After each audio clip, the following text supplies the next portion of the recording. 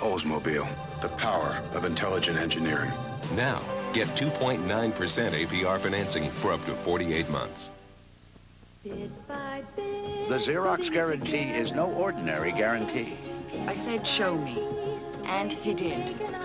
It says Xerox will replace any product for any reason at your request for 3 years. It all depends on execution. It's about a relationship that makes your satisfaction the measure of everything we do. It's the words we live by, and it's from Xerox. They mean what they say. Faxing, copying, printing. Xerox, the document company. So much for the theory that this would be a low-scoring football game. Each team scored on its first drive. New Orleans scored first on a 1-yard touchdown pass. Walsh to Buford Jordan. When San Diego got the ball for the first time, the Chargers went the length of the field, and Steve Hendrickson scored his first touchdown of the year. Then 2 consecutive touchdowns on special teams play. A block punt, Frank Warren ran it in. Then on the ensuing kickoff, Nate Lewis went 95 yards for the Chargers. And moments ago, Quinn Early, the former Charger, a 38-yard touchdown pass from Steve Walsh, having a drive of 77 yards on 7 plays, and it took 4 minutes and 52 seconds. Morton Anderson will kick it away with the Saints again leading by 7 points for the 3rd time in this football game.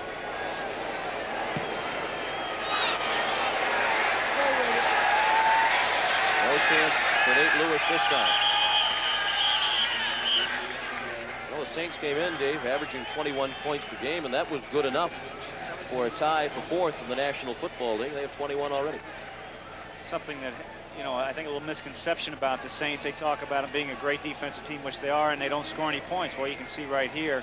And today they're not changing that up at all. I thought this would be a lower scoring game than it was. We talked about it last night, but I would figure 21-14 would be the end of the game, not the end of the first half. Still got a couple minutes to play here. Chargers with 2:53 showing on the clock. They have 2 timeouts remaining.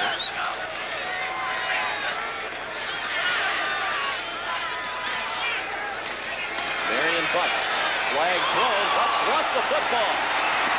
And it's recovered by New Orleans at the 23-yard line. Sam Mills has it. Flag on the play. You don't know if they have Eric Moten for holding. He was the one who was pulling. Holding number 72 on the offense. That penalty is declined. Touchdown!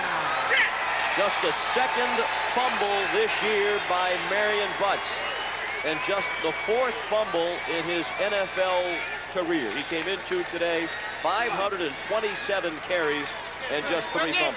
We'll get it back. Again, running the counter. You said it, he doesn't fumble, but here you can see Ronaldo Turnbull, number 97, just strips him of the ball. It's loose for a little while. Then Mills picks it up. Again, just stripping the ball. Left hand, there it comes out. You saw the flag for the holding, which obviously the Saints will decline. And this is something that has hurt the Chargers this year. Just big mistakes at certain times. Gene Atkins had been able to scoop that up on his first attempt. He would have had a touchdown. Fennerty ran into Bert Grossman after a gain of 1. Well, Marion Butts told us yesterday he works every day in practice on drills designed to protect the football. Only his 4th fumble here in his career in a lot of carries. He's the type of guy, and I think that when they get back on the field, they'll give him the ball on the first shot.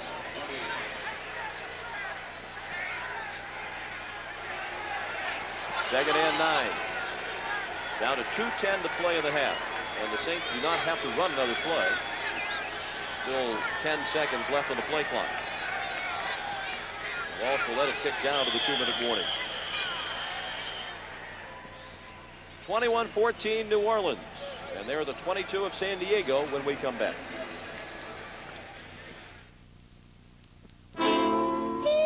This is not a surprise. You knew you were going to have to pick up the tab. But then 6 more people showed up. Not the time to run up against a preset limit on a bank card. That would be embarrassing. But you can handle this. Instead of worrying, you order more wine. The card, the American Express card. Don't leave home without it.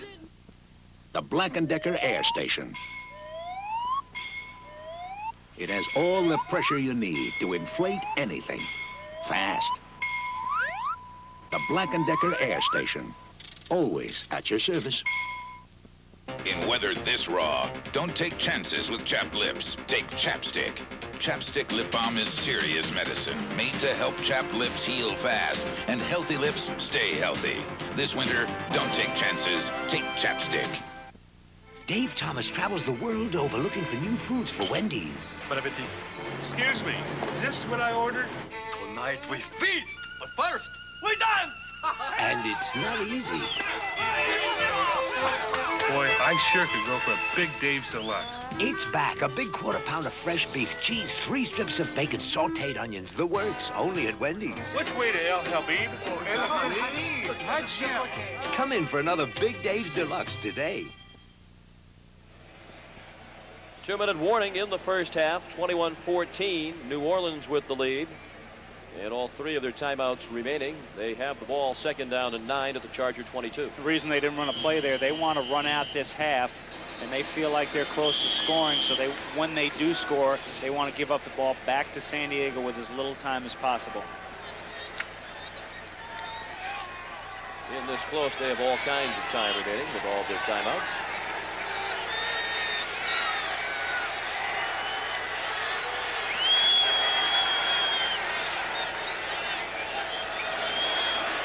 Ball already with 141 yards passing.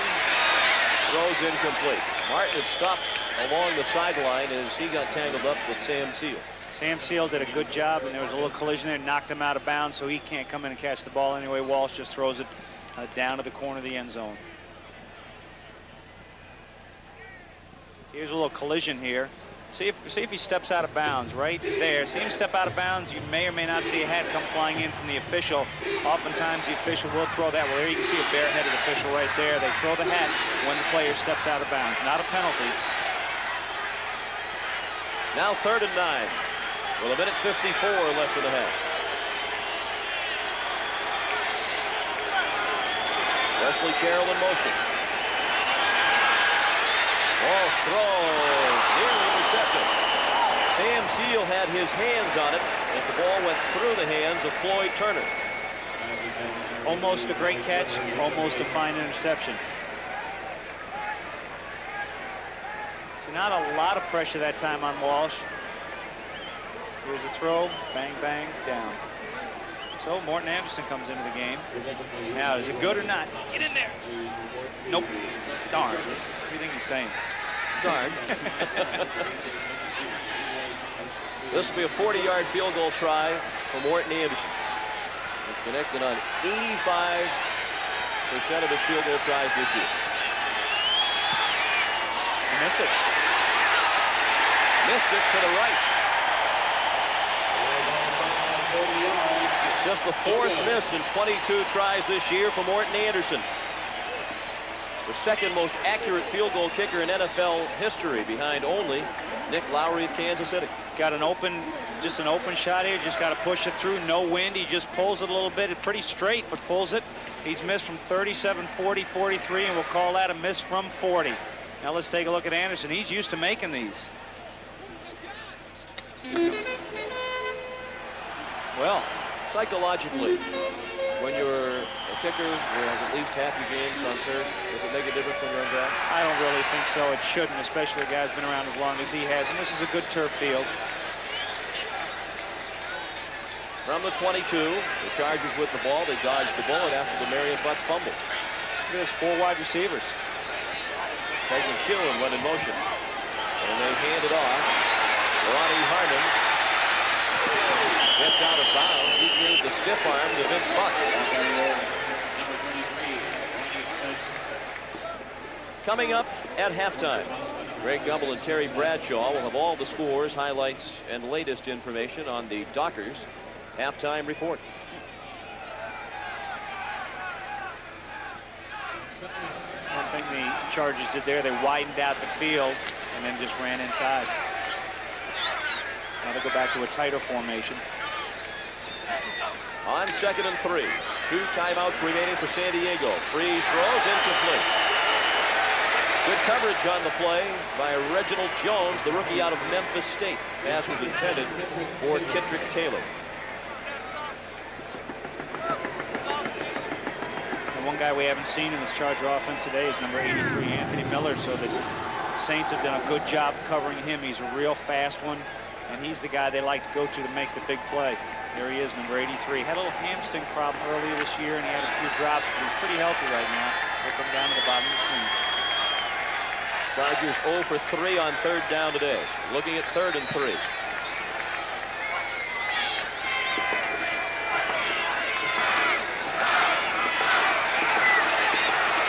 Reeves the pump, and then a long pass that is intercepted. Benzie Glenn, the former Charger, came up with it.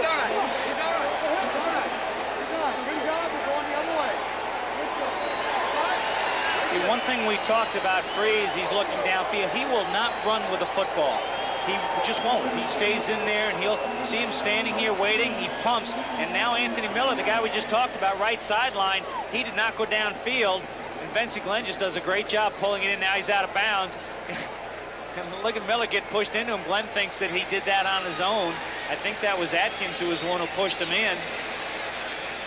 3rd interception of the season for Benzie Glenn, who started 51 games for the Chargers at free safety during his time here in San Diego. A couple of former Chargers making a little name for themselves here today. Les Miller with a sack, Quinn Early with a touchdown, and now Benzie Glenn with the interception. And no, that's not a bad play right there, because that's as good as a punt for the Chargers. Last 2 San Diego possessions, a fumble and an interception. Saints with all 3 timeouts remaining, 1:25 to play in the half. Walsh underneath. Wesley Carroll upended at the 36-yard line. Donald Frank made the tackle for the Chargers. Now the Saints have all 3 timeouts left with 1:12 to go.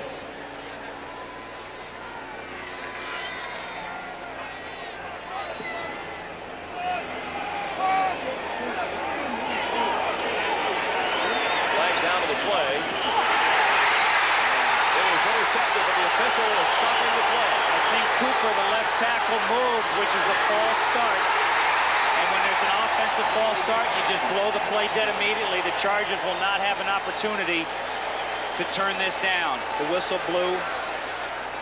Before the ball was snapped, false start, number 71 on the offense. 5 yards, still 2nd down. See, now the crowd's booing, but that's a false start. When there's a false start, it means one of the interior linemen moved. Now watch 71. He's right in the middle of your screen, and he is going to move. There he moves. See him? Right there. That's a false start. The official blows it dead immediately. It's not like a defensive offside. Now, this is what it nullifies. The whistle has been blown right here. The whistle has blown. Now Walsh is throwing the ball. Now the crowd's booing as Gil Bird's going to take it back a long way, as this is the first penalty against the Saints. But keep in mind, the Chargers have no option here. It's a dead ball foul. And you saw the official waving his arms over his head. He had already stopped the play, but just couldn't hear the whistle.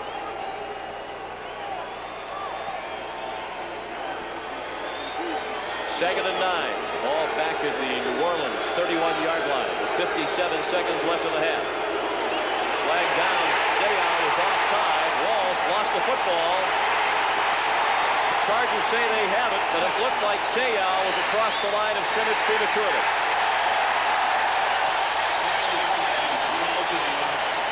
I agree with you. It was very obvious up here. 55 jumped across. Boy, the crowd's not going to like this one. They're thinking they're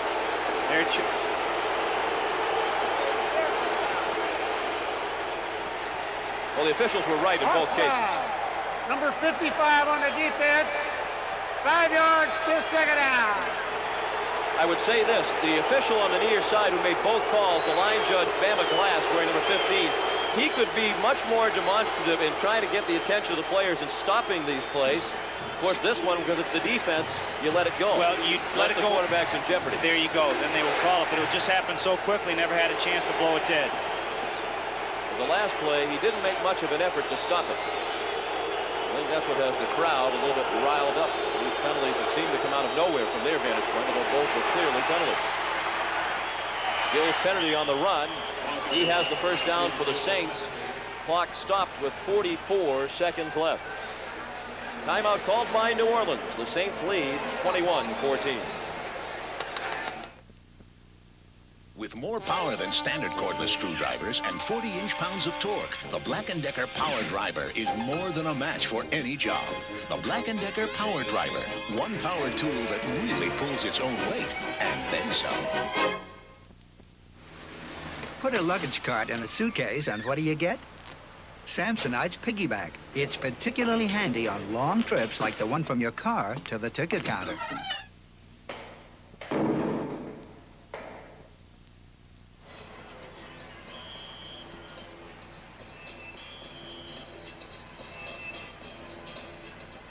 The New Orleans Saints enjoy a 21-14 lead. A little action here just on these last couple of plays, and of course the fans think both those penalties going against the Chargers, but they're the correct calls. The fans still booing. See Walsh having to move up because the crowd being very loud here. Less than a sellout here today. Walsh underneath to Kennedy. He's out to the 47-yard line, tripped up by Martin Bayless, and the clock runs down to 33 seconds. 2 timeouts left for each team. 2nd and 5. Walsh is sacked. Bert Grossman, just 3.5 sacks on the year now for Grossman, who has had 10 in each of the last 2 seasons. He just bull rushed Stan Brock, the right tackle, number 67, and pushed him over. And Grossman, not a real strong guy. He's really a light defensive end. He just pushed Stan Brock over. First sack today for San Diego. Timeout, New Orleans. Hidden Valley Ranch of Thousand Oaks. Are you waiting longer for calls to connect? Fabricant Carousel Company of Glendale. Are you saving less than you'd hoped since leaving AT&T? We want you back. AT&T Pro Watts. A discount plan with very competitive prices. Switch now and get 1 month of long distance free. We want you back. Call 1-800-222-0400. Keep an eye on this helmet right here. That's Stan Brock, the right tackle. Bert Grossman is going to just push him back. Watch the helmet go. Bang. And Grossman comes in for the sack.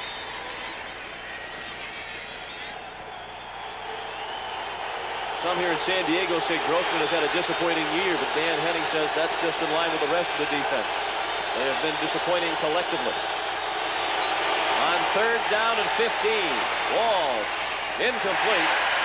Looking for Eric Martin. He had a sidestep a San Diego defender at the 43-yard line, and that threw the route off stride. Now you got an interesting situation here. 4th down, 12 seconds to go. You got to believe San Diego will rush the punter, and this is where the punter Barnhart, who is on the field, number 6, he has to have a sense of urgency here. He's got to realize it doesn't matter if he has a bad punt. There are only 12 seconds to go. He's got to get it off more quickly than he normally would. Again, you can see they've got a tight punt formation, everybody in close, and the Chargers have 10 guys up.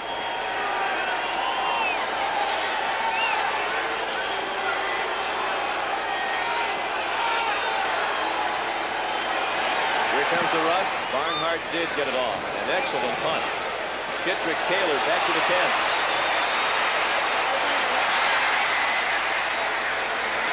He brought it back to the 22-yard line. A 53-yard punt by Tommy Barnhart. And that is the final play of the first half with the score, New Orleans 21 and San Diego 14.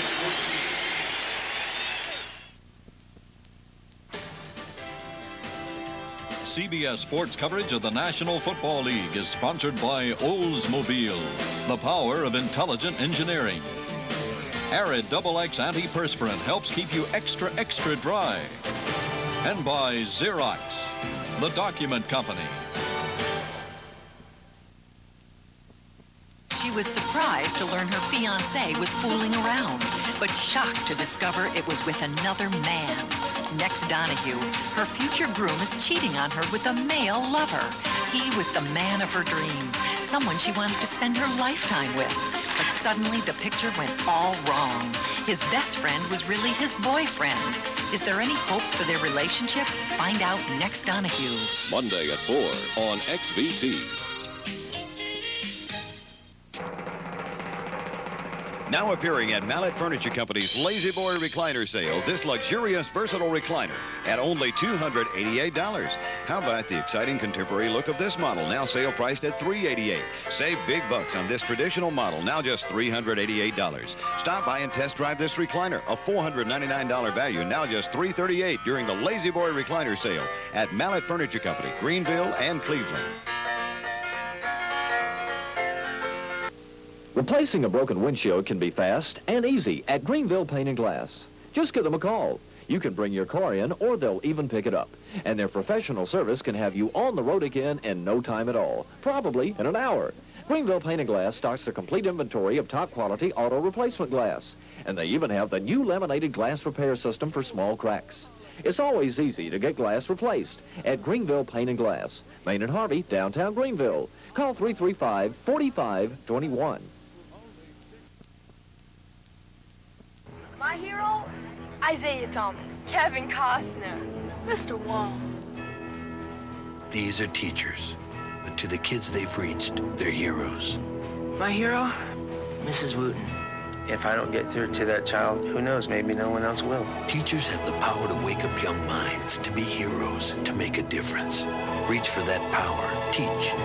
Find out how by calling 1-800-45-TEACH. Be a teacher.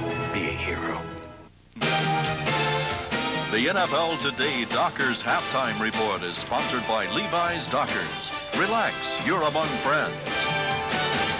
Welcome back to our studios in New York, everyone. Those of you watching the New Orleans-San Diego game, Greg Gumbel along with Terry Bradshaw. The Saints are getting a pretty good performance out of Steve Walsh so far. 12 of 20, 152 yards, 2 touchdowns, and interception. The Saints are leading the Chargers at halftime 21-14. At the Meadowlands, the New York Giants and the Dallas Cowboys, it's 16-3 in favor of the Giants. And Jimmy Johnson not at all pleased with the way things are going. Several calls have gone against the Cowboys. Jeff Hoster putting up a wounded duck here. This is a ball that's in the Meadowlands, and if you're going to throw deep in the Meadowlands, you better have a tight spiral. That wind breaks that down, but Baker goes up, out, and jumps the cornerback, makes a nice reception. Set up a 1-yard touchdown plunge by Rodney Hampton, and Matt Barr has kicked 3 field goals. Giants lead the Cowboys 16-3. In San Francisco, the 49ers and the Cardinals have started the third quarter now. The Niners lead Phoenix by a score of 7-0. Their touchdown came on Keith Henderson's 2-yard run, but it capped a pretty good drive. Well, this was a beautiful job. A 17-play drive, ate up over 9 minutes, directed by Bono, the quarterback.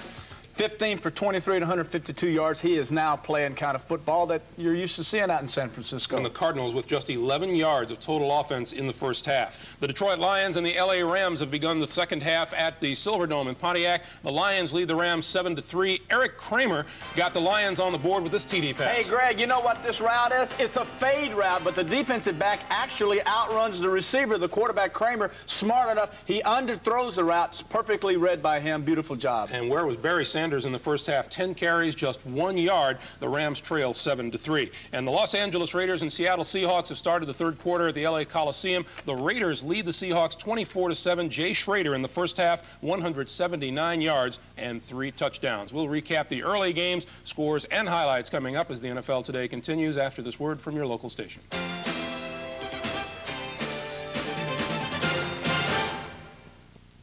Will you marry me? Okay. Cool. Can Wood stop his son from eloping? Amy and I have gone off and gotten married. P.S. I did my homework. Evening Shade. If you think you've seen it all before, you ain't seen nothing yet. People are always laughing at me.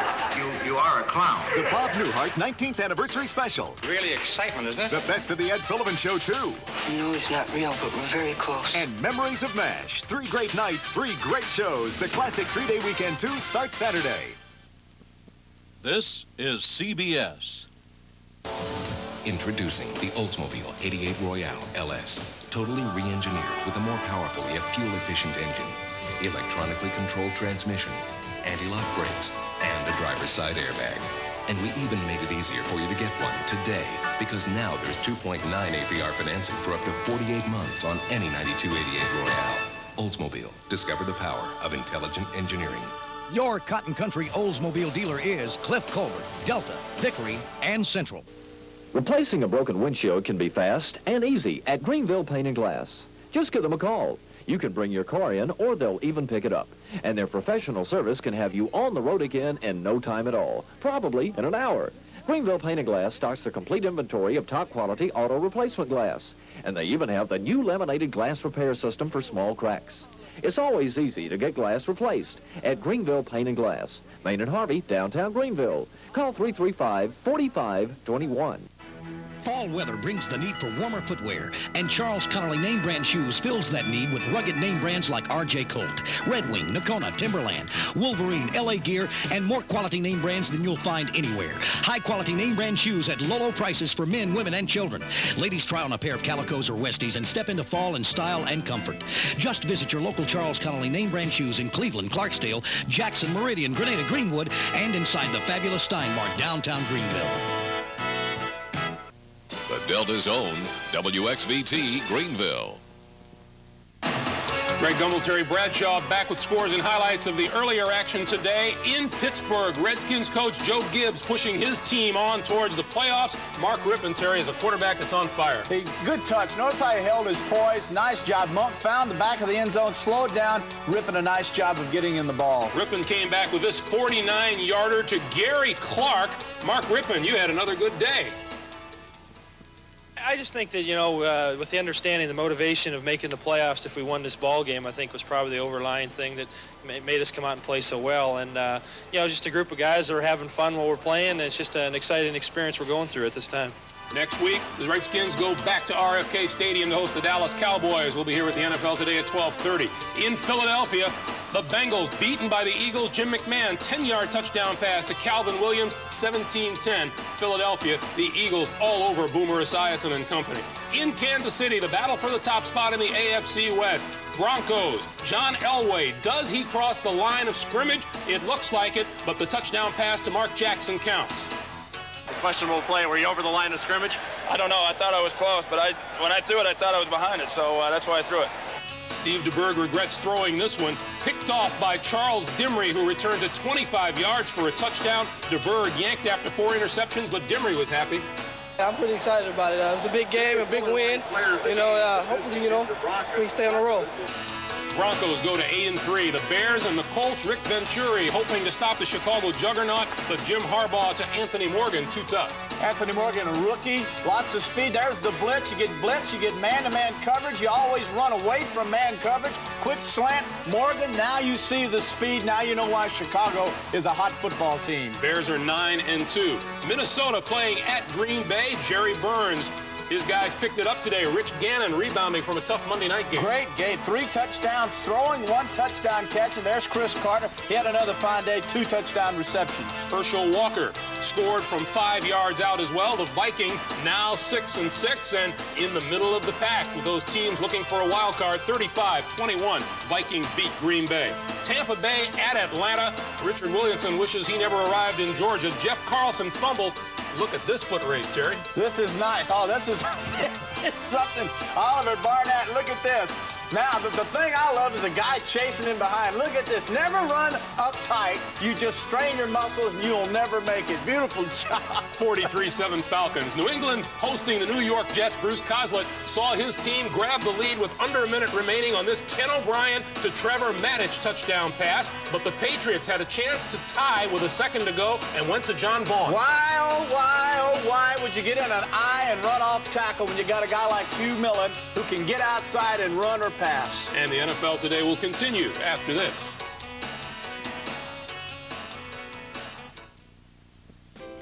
Doesn't matter how good your hair looks, if your scalp feels dry and overworked. Now get dry scalp relief and complete conditioners together. Introducing Dry Scalp 2-in-1 from Head & Shoulders. Your 2-in-1 defense against dry scalp. The Black & Decker Workmate.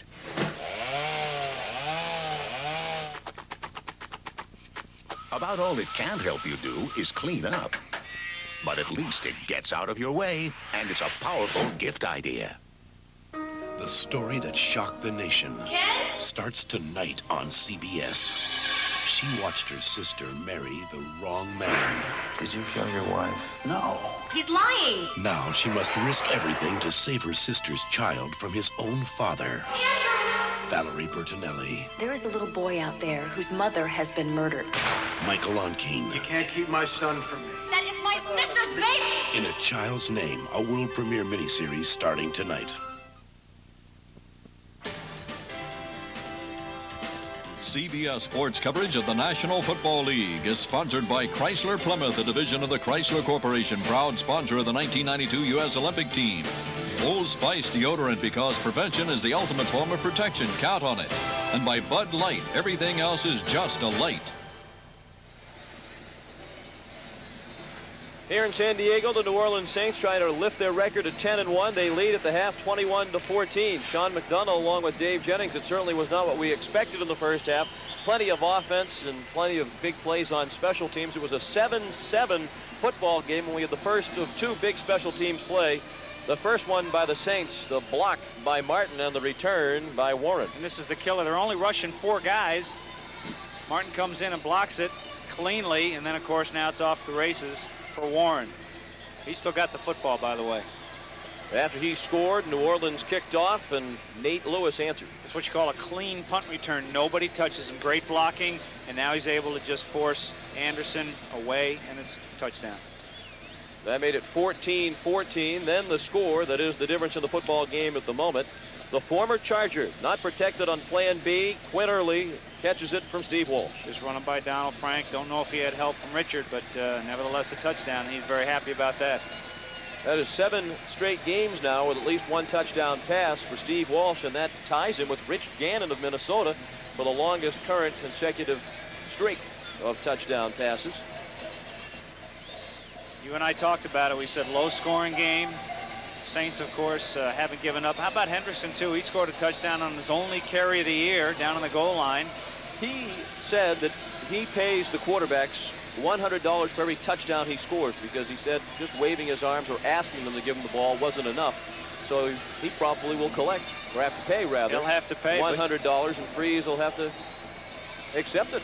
Not bad to accept from Steve Henderson, but I don't know if that counts for rushes. I think that might have just been passes. If you look at halftime stats. Again, time of possession. That's something that the Saints lead the league in, and they will continue to lead the league in.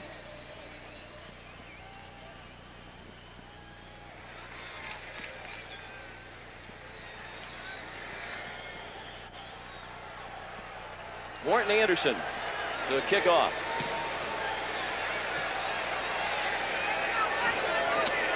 Nate Lewis from the 2. And out to the 29-yard line. Officially a 28-yard return for Nate Lewis.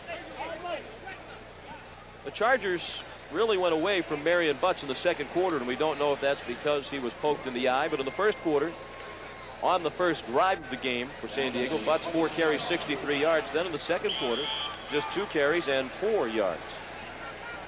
He did get poked in the eye, it appeared, but then, of course, he did fumble, but he's back in the game here to start off the second half. Again, expect them to, should get back into their running game, while they're going with 2 wide receivers here. San Diego had just 1 first down of the second quarter, and only 37 yards in total offense in quarter 2. Freeze, throws, caught. Anthony Miller out to midfield. Tackled by Vince Buck. One guy we didn't talk about in the first half was Anthony Miller, but just a quick slant and gets in front of Buck, and a good pass here by Freeze, just plants and throws, getting the inside position as Miller goes up and pulls it in. Buck right there, but good position, good throw by San Diego. Hobbling a little bit. He did have the hamstring problem. With that completion, Freeze now at 50% for the day. 1st and 10. Marion Butts across the 50-yard line and down at the 48 of New Orleans.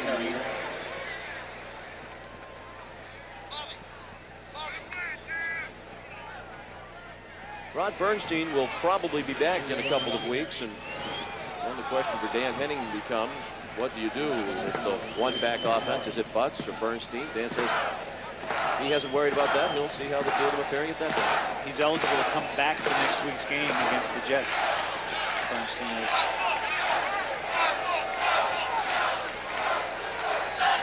Second down and 8. Opening moments of the third quarter. 21-14 New Orleans. And Butts dropped for a loss. Back to the 49-yard line. Frank Warren at the bottom of the pile. Also, Ricky Jackson's getting up. You know, Ricky Jackson, 57, Pat Swilling, 56. I think Jim Fix, the general manager, has a few not something to look forward to after the season. Both their contracts are up. And Jackson and Swilling both have said they feel they should be paid among the best linebackers in the National Football League. Tough to argue with them.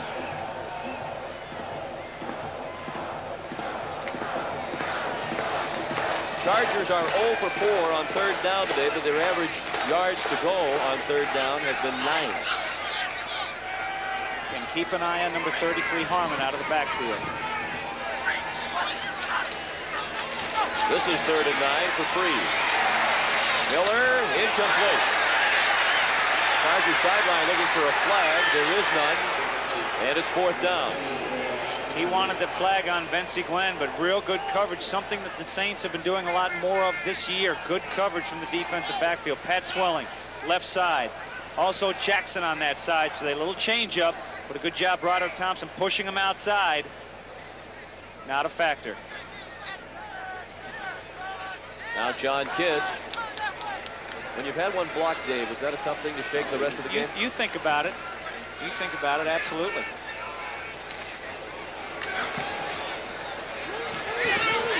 Very high punt. Vince Buck let it bounce, and it takes a great bounce for San Diego. Down to the 6-yard line. A 43-yard punt and no return for John Kidd.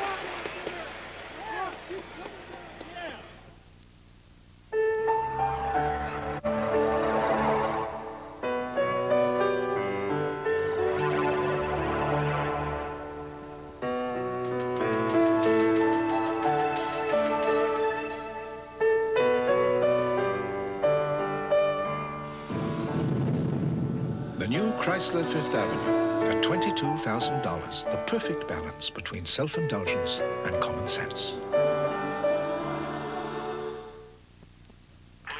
That was then. This is now. Odor prevention then.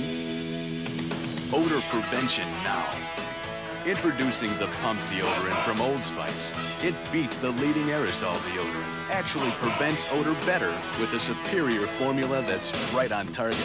Unlike that messy cloud. Pump up your odor prevention with the Old Spice pump. Hey, Joe, you want to toss the pig skin around? Hey, armchair quarterbacks, grab a box of Wheaties and take the field with Joe Montana. But you gotta rush. Touchdown! Before the game box is gone. Kid's an animal. When regular drills hold you back, send in the new Ranger cordless drill from Black & Decker. It goes anywhere to handle all the tough jobs. No strings attached. The new Ranger cordless drill, a powerful gift idea from Black & Decker. Next Sunday on CBS Sports at 12:30 Eastern Time, the Dallas Cowboys at the Washington Redskins. Dave, you've had a chance to... Whistling Ray, I know him. Yes, you do. You've seen all of these faces up close, and if it's not the most intense rivalry in the National Football League, it's right there at the top, as these pictures indicate. In the middle of that fun bunch, they don't like each other. That pretty well sums it up.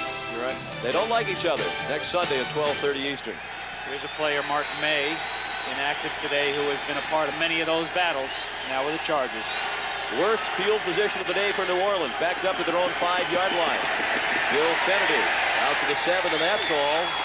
Chargers saying the ball was free. No word yet from the officials. They're still conferring, and now they rule that Kennedy was down at the 7-yard line. The line judge came in from the side. He kept pointing to the ground, saying he was down. You know, I don't think we've had a replay here, a reviewable replay today. You see it from the end zone again. Just a little conservative play here. Get some room out, Kennedy. You can't see anything in there, but pretty soon you see the ball pop free.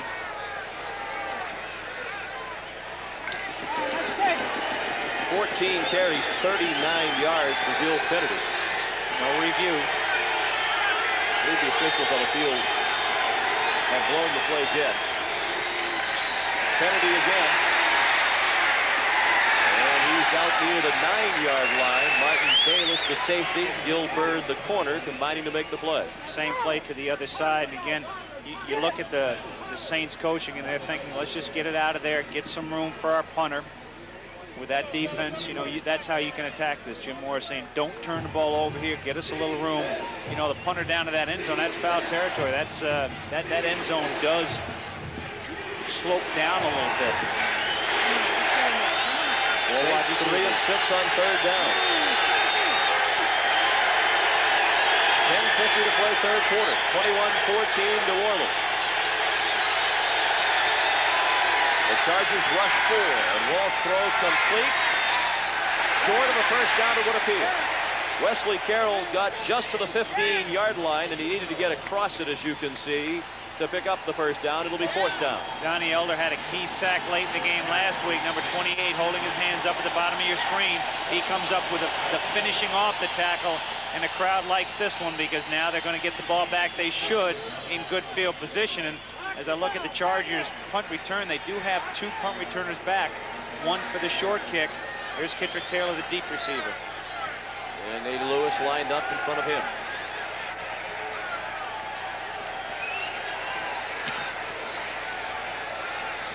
Good punt by Barnhart. No fair catch from Taylor, and he is thrown down immediately. Calvin Nicholson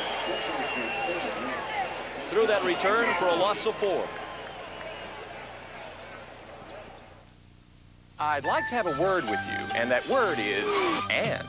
It's a word you don't hear much if you're spending less than 10 grand on a car. Unless you're looking at Plymouth Sundance America.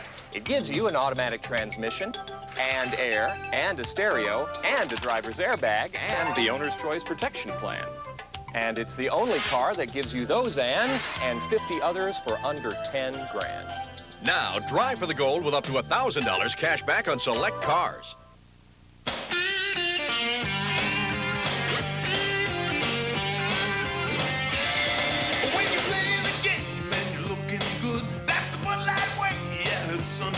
If you're into looking good, get into Bud Light. The clean, fresh taste won't fill you up, never let you down. You can taste it and feel it and know you got it right, 'cause everything else is just a light.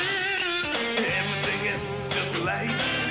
Everything else is just a light. Everything else. There's something new, you're gonna love it. From KFC, it's called the Gold Bucket. Pick any kind and you're gonna find at KFC, it's Go Bucket time. KFC introduces Go Buckets. Choose from original recipe, hot wings, or extra tasty crispy. It's a whole new way to enjoy the Colonel's chicken. Nobody's cooking like today's KFC.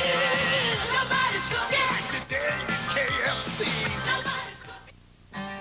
Hello, I'm Greg Norman. Join me as the world's top golfers tee it up at the Shark Shootout. Coverage begins next Saturday on CBS Sports. Jim Morris, New Orleans Saints, a virtual lock for the NFC West title. Looking at the larger picture, they still have a chance at the home field advantage throughout the NFC playoffs. Both Washington and Chicago have already won today. New Orleans needs a win to keep pace with the Redskins. Jim Morris said that's really the furthest thing from his mind, the old one game at a time thing, but he said it very convincingly, I believe it. I don't think so, though, because in the playoffs, you need that home field advantage. Historically, you've seen how important it is. Certainly one of the best home field advantages in the league, enjoyed by the Saints at the Superdome with their great fans indoors. Freeze. Incomplete. Miller had cut to the sideline and was open, but the ball was off the mark. He was covered by Vince Buck, number 26, and you know, you come out with 3 tight ends, you think they're going to run, but they go with a passing play, and Miller runs down about 15 yards, plants and comes back, and there you see Buck, number 26. Done a pretty good job for this team, but he lost his footing. Miller was open, but the pass a little high, and it falls incomplete out of bounds.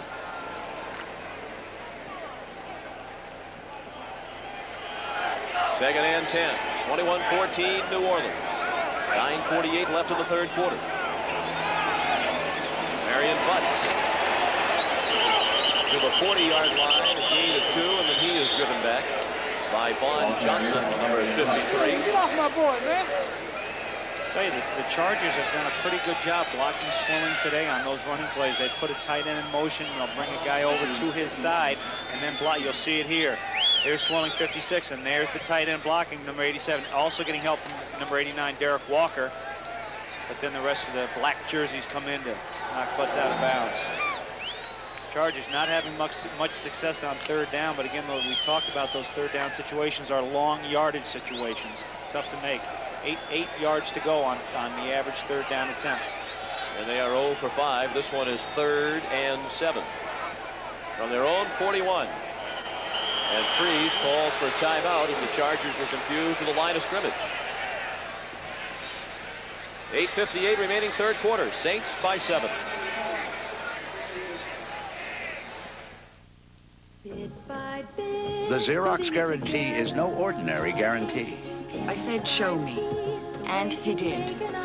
It says Xerox will replace any product for any reason at your request for 3 years. It all depends on execution. It's about a relationship that makes your satisfaction the measure of everything we do. It's the words we live by, and it's from Xerox. They mean what they say. Faxing, copying, printing. Xerox, the document company.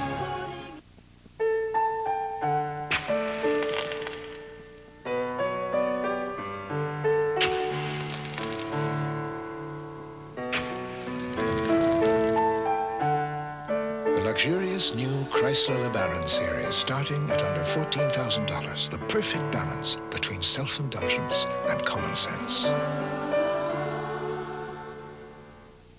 Now drive for the gold with $500 cash back on Chrysler LeBaron.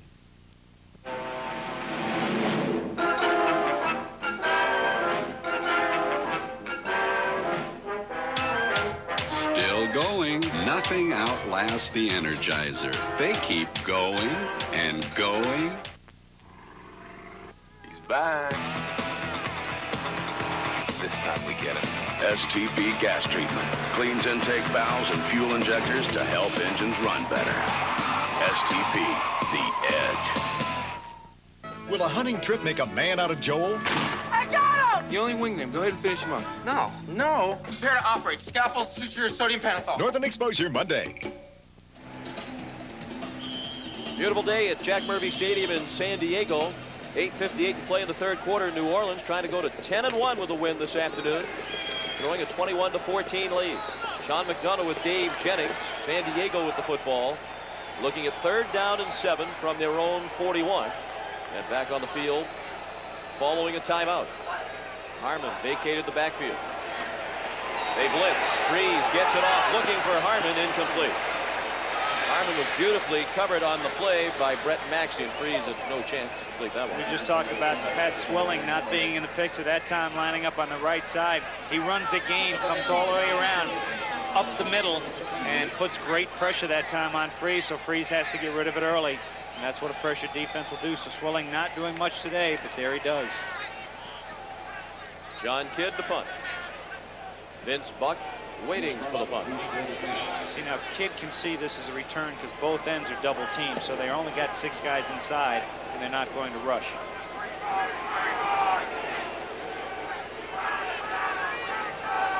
Maybe see them rolling up, trying to tease him. Tilly Cook really didn't go after it. Short punt. It takes a nice bounce for San Diego, and it's down inside the 20. A 41-yard punt with no return as you check out scores on the CBS Sports Wire. Washington clinched the playoff spot with its win. Philadelphia coming back again after that big win Monday night over the Giants. Very much back in the playoff picture. Denver continues to have a surprisingly good year. Minnesota trailed through much of the first half. Atlanta bouncing back after the drubbing at the hands of Washington. And another heartbreaking loss for Dick McPherson and the New England Patriots. They were at the 1-yard line when the game ended.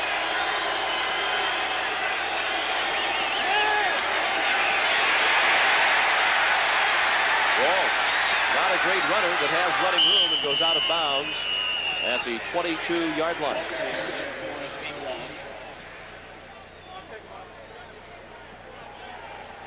You're going to see number 91, Leslie O'Neal. He's the second guy in. He will get pressure right away. Now see him go by Fennerty, but Walsh sees that, so he rolls out to his right.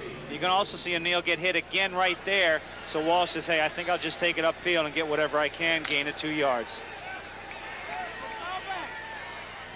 Walsh done a nice job today. And he says he expects that Bobby Hebert will be the quarterback in the is healthy and returns to action probably 2 weeks from today at San Francisco. Jordan thrown for a loss. Somebody fired up Leslie O'Neal. He must have seen Swilling on that last play. O'Neal lining up on the left side, and he just shot the gap and got in there. You'll see him going in front of port number 70. Just goes a little swim move. See that swim move? Just swam over with his right arm and was able to get in there. O'Neal very fast. Now this has turned into a defensive game. As we had suspected, it might. From the 20. 3rd and 9 for the Saints.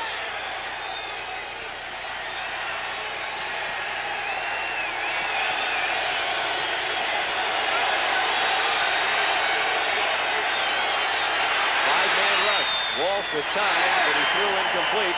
Flag thrown in late. Red Cash and the referee threw the flag. They hit Walsh, but that's not what the call is. It's for holding. Thought with as late as that flag was, it might have been for Walsh being hit a little bit tardy, but it was for a hold against New Orleans, and that'll be declined. Holding number 72 on the offense. That penalty is declined. 4th down. Jim Dombrowski called for holding. So the Chargers should get it in great field position, trailing by a touchdown. Although last time Barnhart had an outstanding punt from his end zone, 45-yard, and a -4-yard return. And once again, you see the Chargers with a short and deep guy. But this indicates there's no rush on Barnhart, so he knows he can just blast it out of there.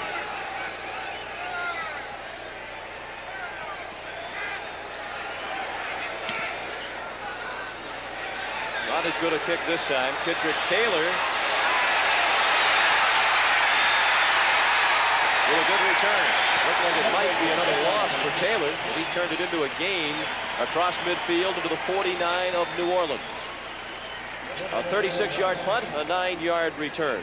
We hope you'll join CBS Sports next Saturday at 3:30 Eastern for Greg Norman's Shark Shootout, benefiting Ronald McDonald Children's Charities. Jack Nicklaus and Arnold Palmer, among others, play in a team event at the exclusive Sherwood Country Club.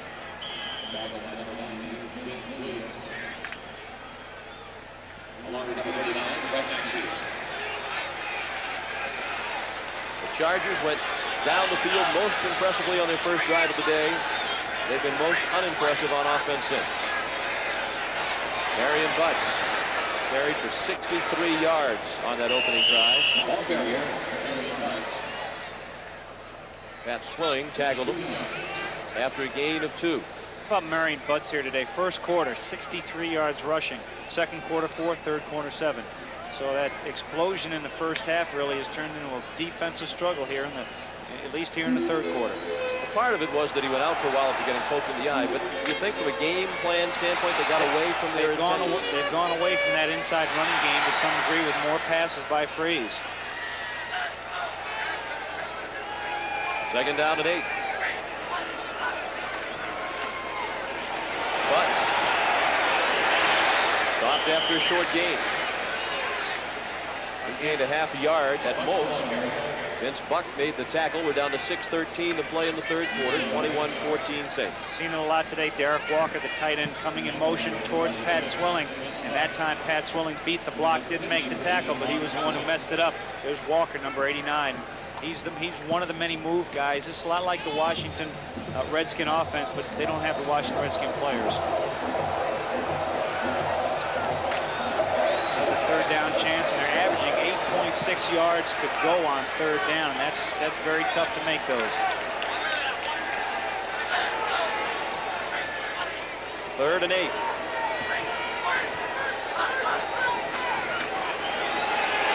Freeze throws incomplete. Looking for Kidrick Taylor. He was hit immediately by Toy Cook.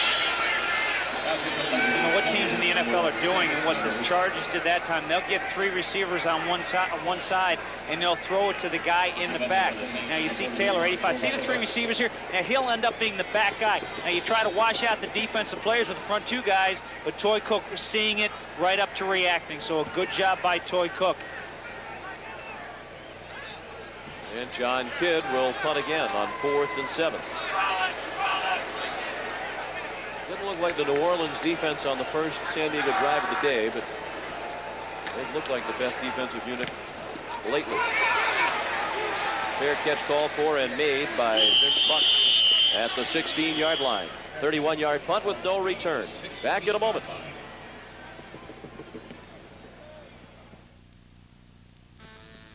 They want you. You at the meeting. You at the client dinner. You in two places at once. So you can't be held back by some preset limit on a bank card. Not you. What you need is something that's behind you. All the way. The card. The American Express card. Don't leave home without it.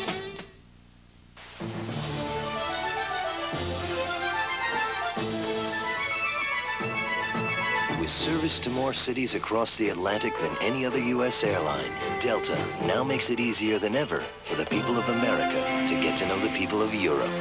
Buongiorno. Bonjour. Sia. Guten Tag. Ritzy. Delta. We love to fly and it shows. Здравствуйте. These are remarkable cars, and I've left all this space to show you why. First, Dodge Spirit and Plymouth Acclaim are the lowest priced 6-passenger cars in the world, even with an airbag and all the goodies you see here. But okay, you want to spruce it up, so you start adding options: air, automatic, 4-speaker stereo. When you're through, you'll find that Spirit and Acclaim, with all this, are still the lowest priced 6-passenger cars on the planet. Now, drive for the gold with up to $1,000 cash back on select cars. You're watching CBS Sports coverage of the National Football League. Join us next week on CBS for regional action of the NFL as the Dallas Cowboys take on the Washington Redskins in a classic matchup of NFL, should be NFC, East opponents. And remember, it all starts at 12:30 Eastern with the NFL Today, the last word before kickoff. Last I knew, the NFL East did not exist, but the NFC East certainly does.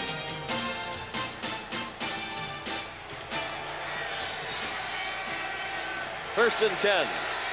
Again, the Saints begin with poor field position at their own 16-yard line. 5:22 to play in the third quarter.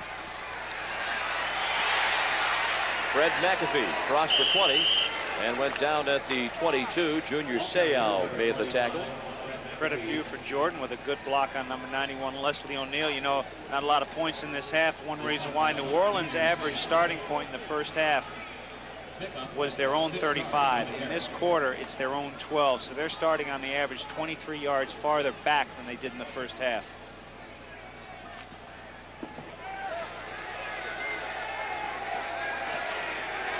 Thomas, the right tackle from the offensive line, Courtney Hall, 53 for San Diego.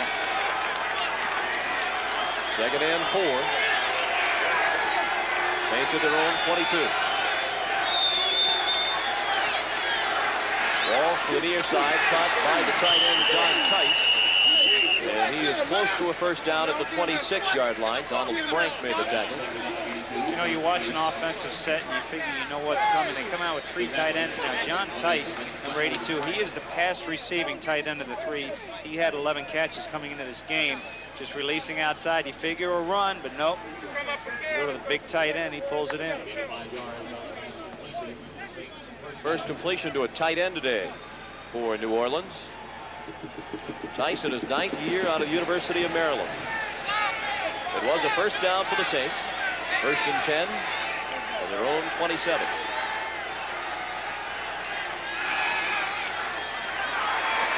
Walsh swings it out to Jordan. And he is wrapped up by Gil Bird near the line of scrimmage. Gil Bird may be the most underrated cornerback in the National Football League. Just keeps getting the job done. A lot of interceptions. Good play right there.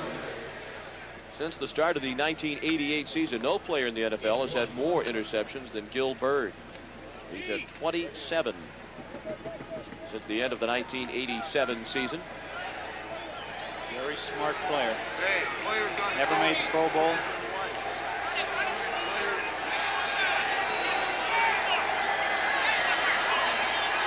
Second down, 9. We took down to 3 minutes left in the third quarter. Walsh has had plenty of time all day. Kennedy knocked out of bounds after a short gain. Sam Seal made the tackle. for an NFL Today report. Here's Greg Gumbel in New York. All right, Sean, at the Meadowlands, 3rd and goal. Dallas sends Emmitt Smith, but the New York defense says not today. The Cowboys had to settle for 3. They trail 16-9. Less than a minute remaining, 3rd quarter. Let's go back to Sean and Dave. I did not see any emotional response from you. I thought we might with a Giants score on the board. Well, you know, they're ahead. They're doing fine. People a little worried back in New York about the Giants, but they'll be okay. 3rd down and 6 for the Saints, operating from their own 31. They lead by 7. Under pressure, Walsh threw incomplete. He had to rush the throw to Fennerty as he was dumped right after delivering the ball. Junior Seau and Leslie O'Neal, number 91. They both come up inside. You're going to see Grossman, too. He drops into coverage, but 91 top of the screen. Here comes Seau inside, and they both hammer Walsh. You see, he couldn't step forward. He knew he was going to get hit, and that goes down as another pressure. Walsh not very happy right now, but again, you don't have to get to the quarterback. Just pressure him, and Barnhart comes back in the game. We've seen a lot of him here in the 3rd quarter. Now the Chargers have gone to just 1 returner.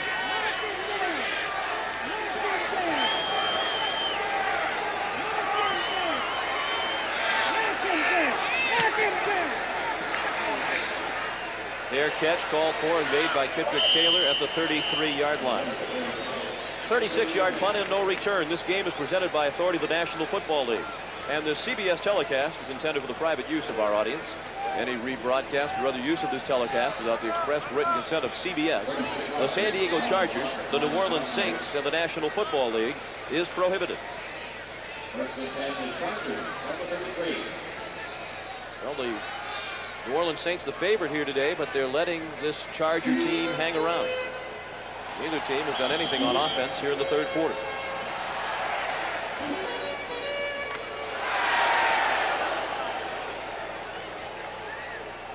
Dan Henning watched the Chargers gain 20 yards on the first play of the half, and that's been all the offense.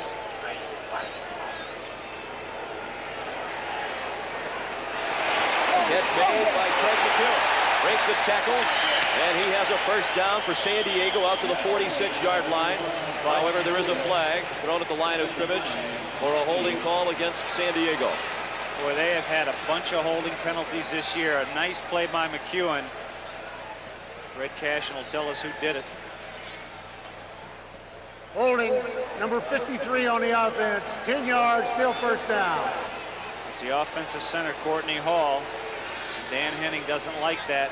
Nice little offensive gain, gets wiped out by a holding. That's San Diego's 6th penalty for 38 yards today. New Orleans has only been penalized once for 5 yards, and the Saints not called for a penalty at all in last week's game at home against San Francisco.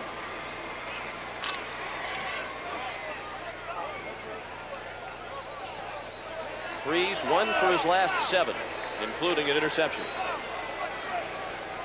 1st and 20 for the Chargers at their own 23. The handoff to Butts.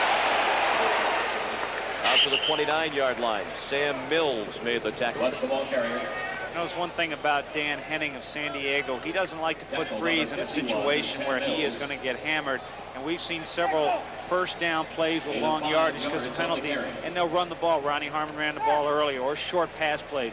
He's not going to put Freeze in a bad situation. Remember, Freeze doesn't run the ball. He will not. He'll stay in there.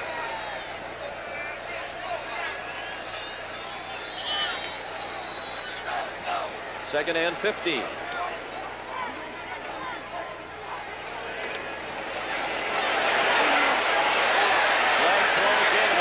Two flags are down. The pass was batted down. I think we've got number 77, Eric Moten, for tripping, and we may have Courtney Hall for holding.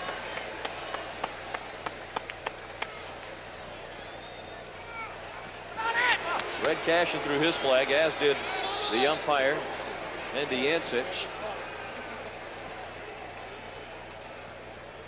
Holding, number 77 on the offense. That penalty is declined. It's 3rd down. Eric Moten, number 77, they traded for him, gave up a first-round draft choice. Now watch him just reach back and just fall down. It's number 94, Jim Wilkes, the nose tackle. From this angle up here, it looked like he tripped. No, he just grabbed him and tackled him. but they do decline the penalty, keep it 3rd and 15. Voting a rookie out of Michigan State, a second-round draft pick. 3rd and 15 from the 28. Under a minute to play in the 3rd quarter. Chargers still looking for their first 3rd down conversion. A little very conservative play call to Marion Butts, and the crowd groans. The crowd does not like it. The Chargers were facing the nickel package from the Saints, but they say, forget it, we're still going to run. And, you know, one thing about Dan Henning, he told us yesterday, he wants to keep the game close. If he can keep the game close into the 4th quarter, they feel they have a chance to win this game. And it's only 7 points, but plays like that don't really get you too much. No, I think the fans' feeling is, hey, we're 2-8. Let's at least run a play that has a decent chance of picking up the first down.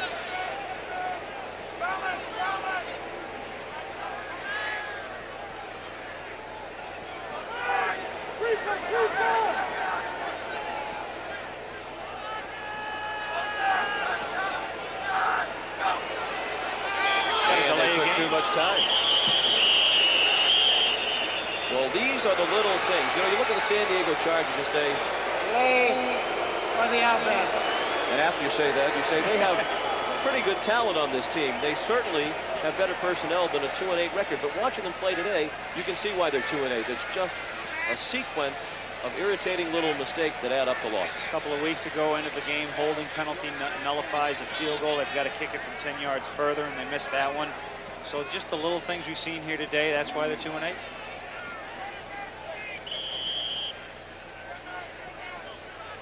Kidd standing at his own 13-yard line.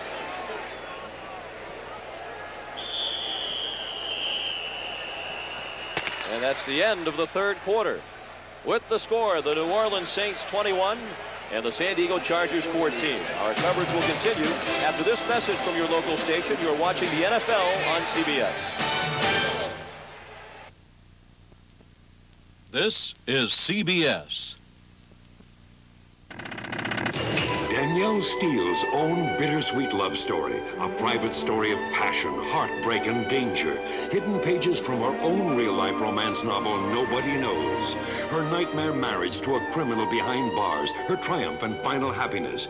Danielle has survived more breathtaking ordeals than any of our own heroines. The bittersweet real-life love story of Danielle Steele on hard copy. Monday night at 10:30 on XVT. Replacing a broken windshield can be fast and easy at Greenville Paint and Glass. Just give them a call. You can bring your car in, or they'll even pick it up. And their professional service can have you on the road again in no time at all, probably in an hour. Greenville Paint and Glass stocks a complete inventory of top-quality auto replacement glass. And they even have the new laminated glass repair system for small cracks. It's always easy to get glass replaced at Greenville Paint and Glass. Main and Harvey, downtown Greenville. Call 335-4521. Let me tell you about the greatest dining room sale of all times. At Mallet Furniture, Cleveland, and Greenville, the entire dining room section is on sale. Prices have been reduced to the lowest possible dollar. Look at this cherry 5-piece set, a stunning $599. Or this solid oak table with 4 chairs, reduced to $599. And how about this incredible value? Table, 6 chairs, and the lighted china, $1,788. That's at Mallet Furniture Company, Cleveland, and Greenville. Her mother tortures her because she's fat. Next, Sally.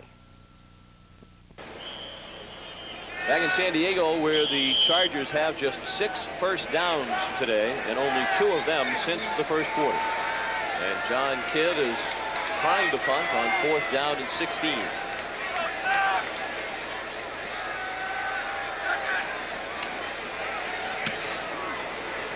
Very high.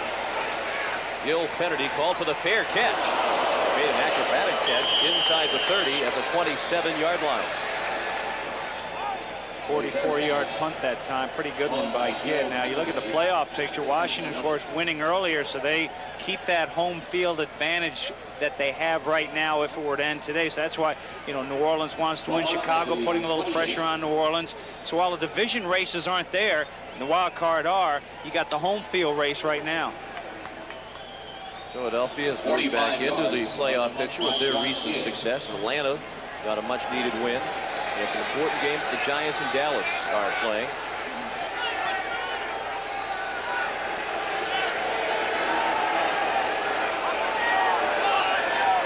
First and 10. First play from scrimmage in the fourth quarter. Kennedy dropped after a gain of 1. Gil Bird made the tackle. For an NFL Today report, here again is Greg Gumbel in New York. Well, Sean, two teams fighting to stay in that playoff picture you were talking about. Phoenix and San Francisco. Stan Gelbaugh of the Cardinals on the run, 27 yards. Nice grab by Ernie Jones in the end zone with the extra point. 49ers lead 14-10, Sean. A couple of teams that have had quarterback problems of late. A lot of teams having quarterback problems in this league this year. Walsh on second down, throws, caught. He hit his tight end, Hobie Brenner, with his first catch of the day. 235 career receptions now for Brenner in his 11th year. Only 7 catches for him this season. That's a 5-yard gain, still 3rd down and 4, facing New Orleans. You know, this game that the Saints is involved in today, this is a lot more reminiscent this second half than what we saw in the first half. I think that was an aberration. What we're seeing now is what we're used to seeing from this same team.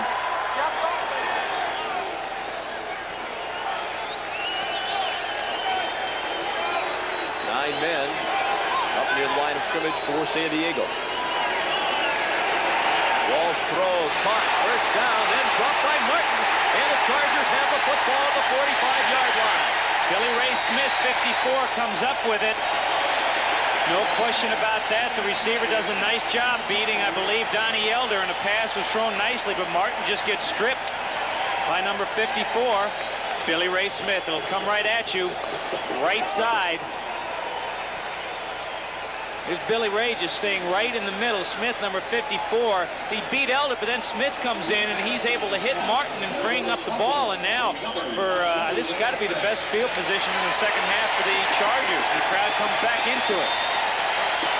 Billy Ray Smith had an interception earlier. Now a fumble recovery. First and 10 for the Chargers at the New Orleans 45. What I like to see now, and there could be a review as the umpire has stopped it, what I like to see right now, team gets some momentum back, and a big play. Let's go for it. Do something. Try something with Anthony Miller down the sideline. On the field, the play is ruled as a catch. The ball was stripped and a recovery by the defense. The play is being reviewed.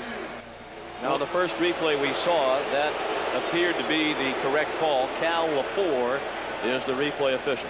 Now, again, it was an obvious fumble if it was a reception. Here's the catch, 1-2. Well, that he took a couple of steps with the football. I think this play will stand as called.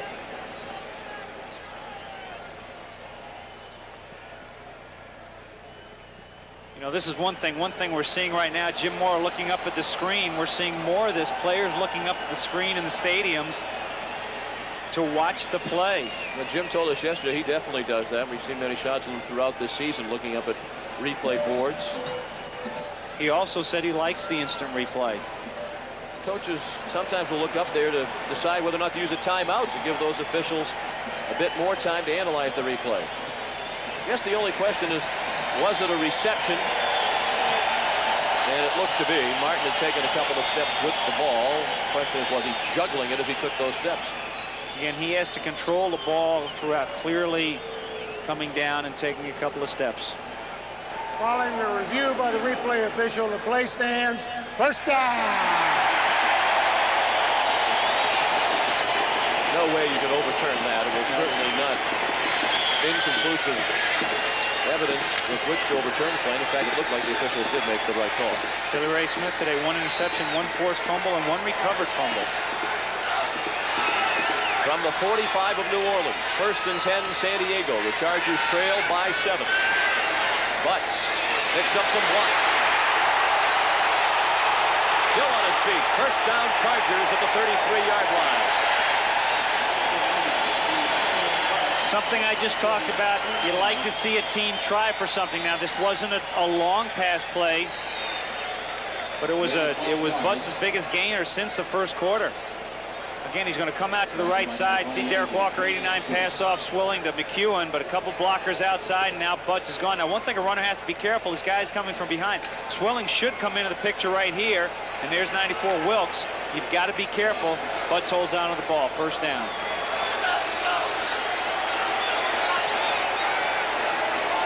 12:30 to play. Freeze for Butts. He has the catch inside the 30-yard line. A gain of 3. Vince Buck made the tackle. For an NFL Today report, Greg Gumbel in New York. All right, Sean, in Detroit, Eric Kramer finds a wide-open Mike Farr down the middle, all alone, 35 yards, 21-10, 12:45 to play at the Silverdome. Lions lead the Rams, Sean. The Rams having a similar season to those New England Patriots we talked about earlier. Seemingly close in every game with that one pivotal mistake late. Clearly there was a mistake in the coverage as he was wide open. 2nd and 7. Butts drives down near the 25, still about 3 yards short of a first down. Frank Warren credited with the stop. It's that inside running game that Dan Henning is known for, and Butts is a great inside runner. 5 yards. Number 73, Frank Warren. He's in the huddle right now saying, look, I need 2 yards, give me the ball. Just load it up, give me the ball. Butts only carried the ball 64 times in his college career at Florida State. He was a 7th-round draft choice. For the most part, a special teams player. This is the shortest 3rd down play of the day for San Diego. 3rd and 2. Pressure on. Freeze throws incomplete.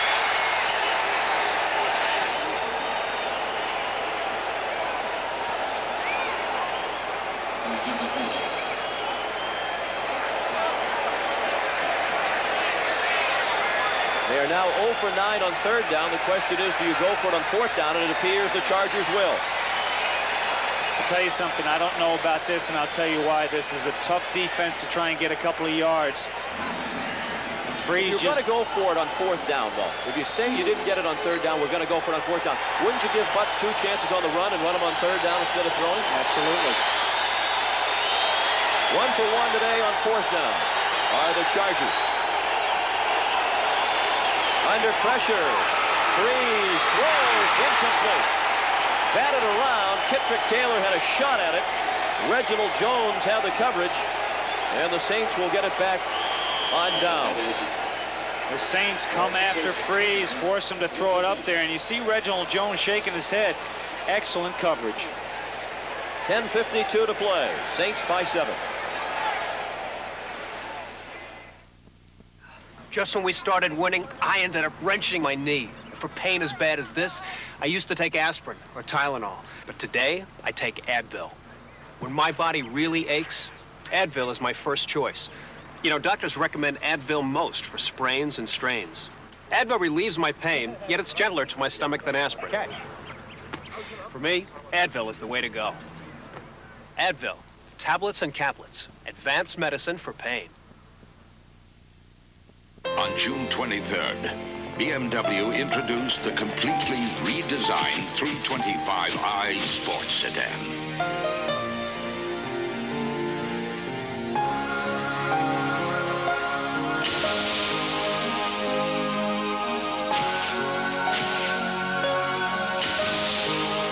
The press has reacted. Have you?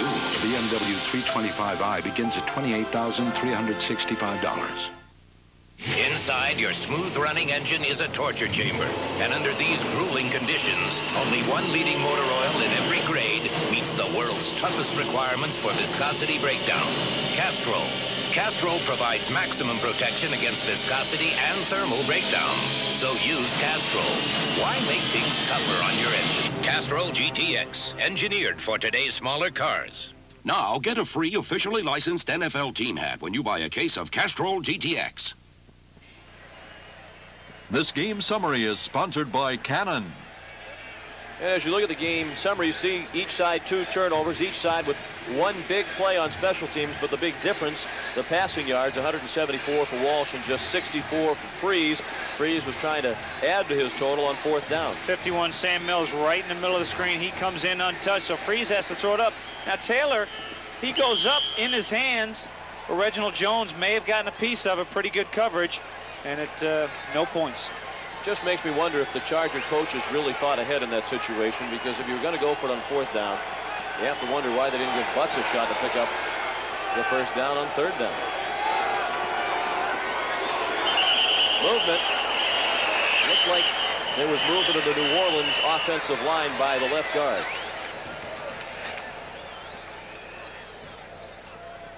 Before the ball was snapped, false start, number 72 of the offense, 5 yards, still first down. And again, you know when they call a play dead, it's an offensive foul, because 72 just to the left of the center. There he moves. See him move? Right there. Now, blow it dead. Got to call it dead. That's a false start. Second penalty today against the Saints. It's 21-14 New Orleans, and that was our score at the half. New Orleans had 13 first downs in the first half. They have just 1 here in the second. Chargers at 5 first downs in the first half. They have just 2 here in the second. On first and 15, Fred McAfee. Out to the 27-yard line. Martin Bayless made the tackle with help from Gary Plummer. McAfee saw his first extended NFL action last week against San Francisco when he carried 16 times for 61 yards. He's a 6th-round draft pick and a rookie out of Mississippi College. And he's had an eventful stint with the Saints. Released to the last cutdown on August 26th, signed to the practice squad 2 days later, and was with the practice squad up until his activation in November. Activated when Hayward and Hilliard went down with injury. McAfee again. Short of the first down. Fred down at the 32-yard line. Again, Gary Plummer made the tackle, and the Saints are looking at 3rd down and about 3. Nice block by Chris Port, the right guard, pulling and trapping out on number 54, Billy Ray Smith, to bury him, opening up a big hole. I'm sure the Chargers are just kind of shaking their head on the sideline. Here's number 70, Port. Good block by them. They never talk about the offensive line unless they screw up, so give him a little plug there. John Freese has been throwing on the near sideline, trying to shake off that last hit. 3rd down, nearly 4 yards to go for a first down. Walsh with plenty of time, throws complete. First down, Saints. Wesley Carroll the catch out of the 38-yard line. The teams that win make the plays on 3rd down. They'll run the required distance. They need 8 yards. They'll run a 10-yard pattern. And again, the Saints that time, their offensive line doing a good job protecting for number 4, Walsh. Chargers only rushed 4 that time. But just thinking back to that last play, that the Chargers did not gain anything on. They get the fumble recovery and they can't score. Time now becoming a factor as we're down to 8:40 left in the 4th quarter. Back on the ground with McAfee. He was stopped short of the 40-yard line. Gary Plummer again made the stop. He's played the last 5 weeks with pins holding his broken thumb in place. He broke his thumb trying to tackle Christian Okoye. He wasn't the first guy hurt trying to tackle him. That is a big running back, Okoye. You don't hear a lot about Plummer, but he has led the Chargers in tackles in each of the last 3 seasons. 2nd and 8. Under 8 minutes to play. The Saints lead by 7.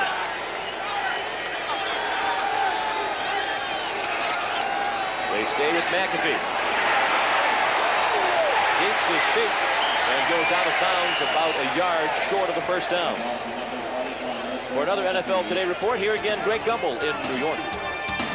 Well, Sean, earlier today in Pittsburgh, the Redskins rolled to their 11th straight win, clinched a playoff berth. Mark Rippon, 325 yards and 2 touchdowns in the win over the Steelers. Next week, the Redskins are back home hosting Dallas. Cowboys next up to try and hand them their first loss of the year. Sean? Thank you, Greg. Here in San Diego, Stanley Richard was injured on the last play. As they tend to him, we'll take a timeout. 7:44 to play.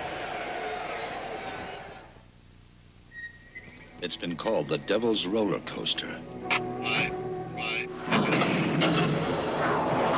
A course so brutal it sends brake temperatures in excess of 700 degrees. Only here could BMW perfect the advanced anti-lock brakes of the 535i. A car Road and Track found to be the fastest stopping four-door sedan on Earth. These 91s are here to remind you McDonald's McLean Deluxe is 91% fat-free. No, we're not. But you're all 91s. Brain surgeon? Not. We're here because McLean Deluxe is 100% delicious. With a Diet Coke, it even satisfies Big Jeff Wright. Right? Right. It's 100% delicious. So why 91s? And then again, why not? The unforgettable taste of McLean Deluxe at McDonald's today.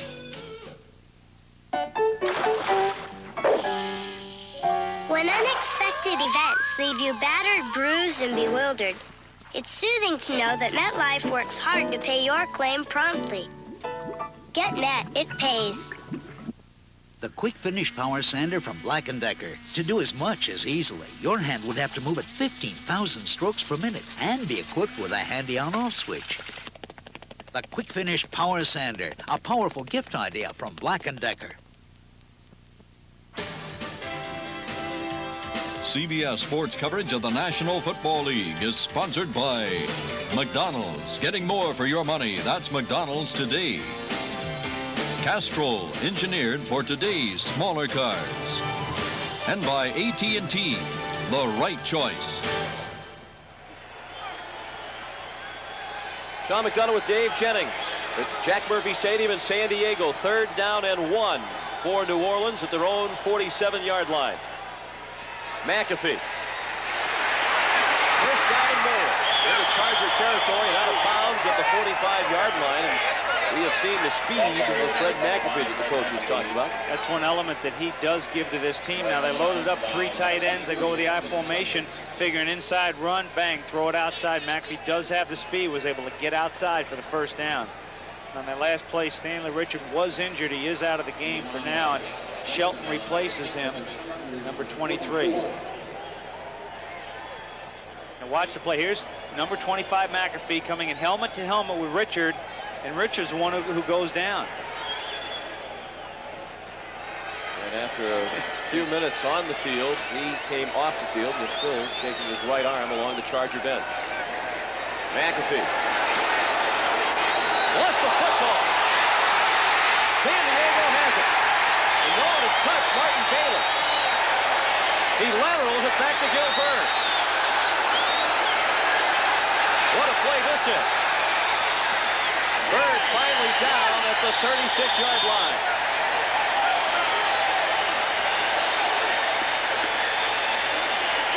I don't know, Sean. Is the Saints going to give him one more shot? You know, all this for just 7 yards and change. Now look at port number 70 coming out on seal. Nice block. And then McAfee, how does he lose the ball? He gets stripped from behind. The ball clearly goes down before he is. So Bayless picks it up 44. Nobody touches him. He says, hey, I'll get up. Going the wrong way. Now he says, I think I'll throw it back to somebody who's open. Meanwhile, Bird's got it. Imagine the guy who types up the play-by-play on this one. All that for a 7-yard return of the fumble. If they had a band that could have thrown a few blocks for them, that might have been a promising fumble return. Now the umpire's coming in. He is stopping play. They're going to review this. Not a big surprise there. If it stands, it would be the 3rd Saints turnover. And as you said on the first replay, it did look like McAfee was still on his feet when he fumbled. And once any part of his body other than his hands or his feet touch the ground, the ball is dead at that point.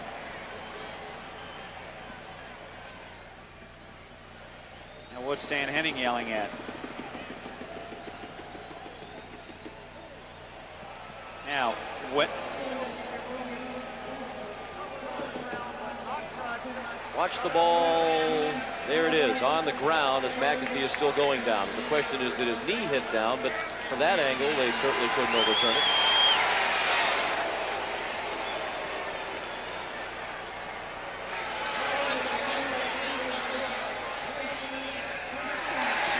And the play stands as called. First down, San Diego at the 36. Remember last time San Diego had the big turnover, they went quickly to the air. They tried to make something happen. See if they do the same thing here. The Chargers really haven't had anything happen on offense since their opening drive. Second touchdown came on a kickoff return. It hasn't been for a lack of good field position. The average start for San Diego in this half, their own 41. Nice catch. But little gain for Ronnie Harmon. He's out to the 39-yard line for a gain of 3. Gene Atkins made the tackle. He's the number 2 tackler on this team, number 28, the free safety, Gene Atkins, and he came up. You're right, Harmon makes a nice one-handed grab, and already San Diego back up at the line. Still 6:07 to play. Freeze with time, throws, caught, McEwen, Dave Brown, and he's 2 yards short of a first down. Troy Cook made the tackle, and again, they go without a huddle. Gain of 6 yards to the 45. 3rd down and 2 at the 45-yard line. 0 for 9 on 3rd down today are the Chargers. Butts not in the game. Freeze, first down. Well, where's that play been on 3rd down prior to that? There's one thing John Freeze can't do. He can't run. Well, I'm sure that's what Jim Moore and the Saints saw on film. Don't worry about Freeze. Big first down.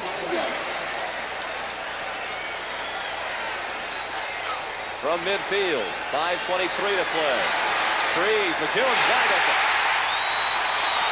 First down and out of bounds at the New Orleans 37-yard line. Knocked out by Reginald Jones, a 13-yard gain. One thing Dan Henning told us yesterday, if they are in this game in the 4th quarter, they feel like they have a chance to win the game. They're staying in it. Had a great opportunity a few minutes ago, couldn't cash in, but now they've got another one.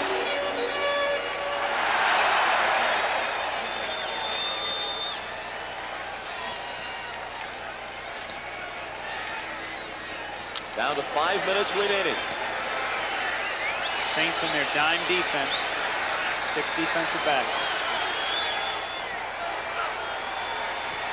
They blitz. Freeze throws. Caught. Anthony Miller out of bounds at the 30-yard line. A gain of 7. Again, Reginald Jones there to push him out. Miller, lucky he didn't get a penalty for that act after the catch. He threw the football down on the foot of the official.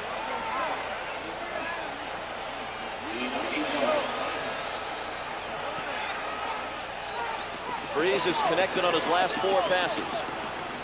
He's still just 11 of 23 for the day, however, for 109 yards. 2nd and 2. 4-man rush. Freeze throws. Caught. Ronnie Harmon out of bounds at the 22-yard line.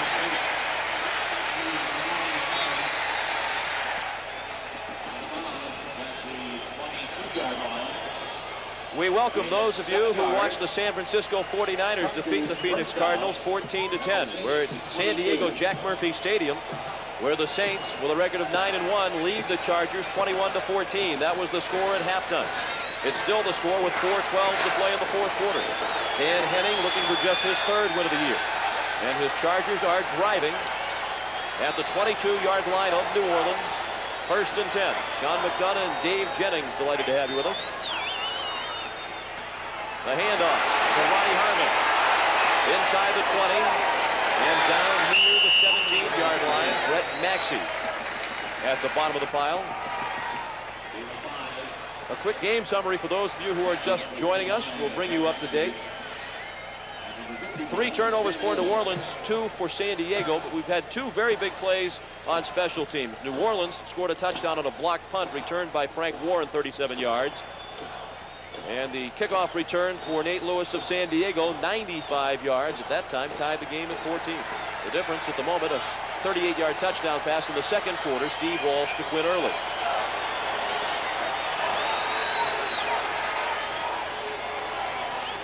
Freeze, already 5 for 5 on this drive. Throws toward the end zone, incomplete.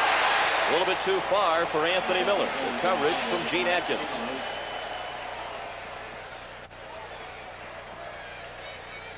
After those 2 big special teams plays on which each team scored a touchdown, this was the play that is the difference in the game at the moment. Walsh to the former Charger, Quinn Early.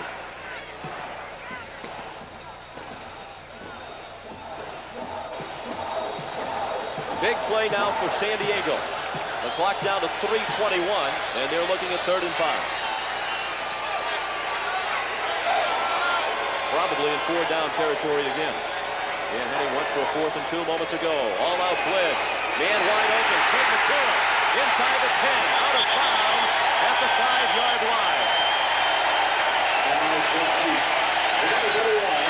I think Gene Atkins, who is the free safety again, New Orleans playing the dime defense, but he's number 28. You see him left part of your screen. He's late getting out. See, he gets kind of picked. And also Troy Cook coming open. McEwen wide open, takes it down to the 5-yard line. You're right, 4-down territory. They went for it last time, didn't get the 7 points, but they got it back, and they're in scoring position now. First and goal from the 5. 3:15 to play. Saints lead by 7. Freeze to the end zone. Incomplete. Again, McEwen was open. McEwen should have caught that ball. He knows it. He's getting up very slowly. Chargers come out 3 tight ends in the H-back. Hendrickson in the backfield. Little play action. They go to McEwen, who was open, beat his man. Just a drop pass and Freeze. One thing about Freeze, you look at McEwen, who just dropped it. Freeze, very unflappable, very in control, only in his second year. 11th play of the drive. It started on the Charger 37, following a Fred McAfee fumble. Second and goal from the 5. Marion Butts pulls his way to the goal line. Touchdown!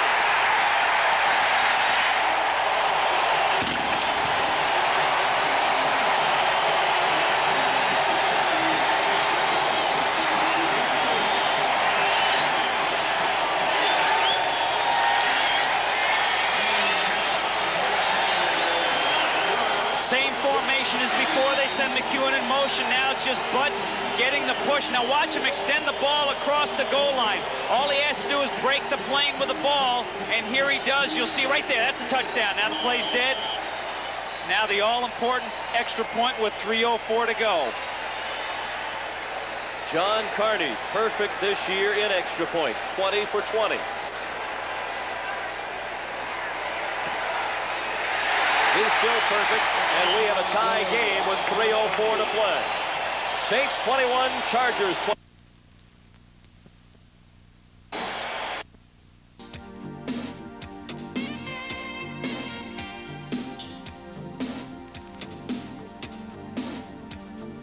It has a breathtaking shape. It has new overhead cam power and standard anti-lock brakes. Introducing the all-new Pontiac Grand Am. Excitement with purpose. Just one sip. Do you know the name of this? Just one. Normally at these things, I'll just hold a glass of champagne. Yeah, but this is different. One sip of Valentore. Sparkling, delicious. No champagne tastes like Valentore. I'd much rather sip it than describe it. Just one sip. Do you? Yeah, I do. Me too. I think this tastes better than champagne. One sip of Valentore. Take one sip. You'll say champagne never tasted this good. One sip says it all. Gary Glitter, rock and roll.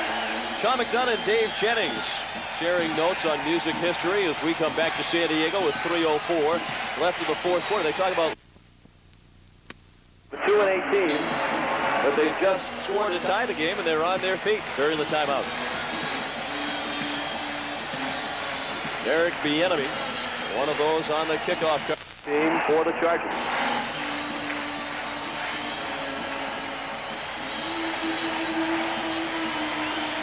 Stanford Jennings and Fred McAfee ready to receive the kickoff from John Carney.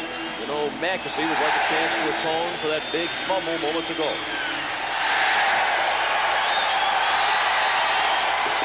Stanford Jennings from the 7. Lost the football.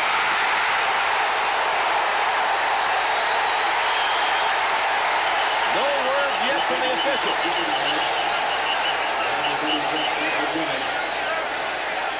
Well, the strongest man at the bottom of the pile is going to win this one. I'll tell you, it's probably still in question down underneath. That's why guys don't get off the pile. That ball can change possession well after the whistle blows. Now the Saints players saying they have it, and they do. Wow. A huge break for Jim Mora and the Saints. as they recovered the fumble by Stanford Jennings at the 17-yard line. One thing about special teams are the hits that you take and you give. Watch this shot right here. There comes the ball free. I tell you, New Orleans has put the ball on the ground a lot more than they normally do. Steve Hendrickson, who knocked the football free.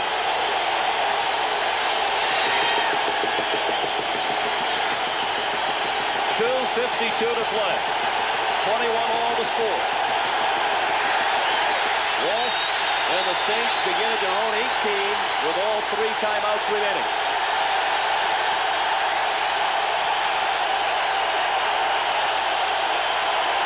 Walsh throws, caught, tight end John Tice, first down, out to the 31-yard line, and that quiets the crowd of 48,420, a gain of 13.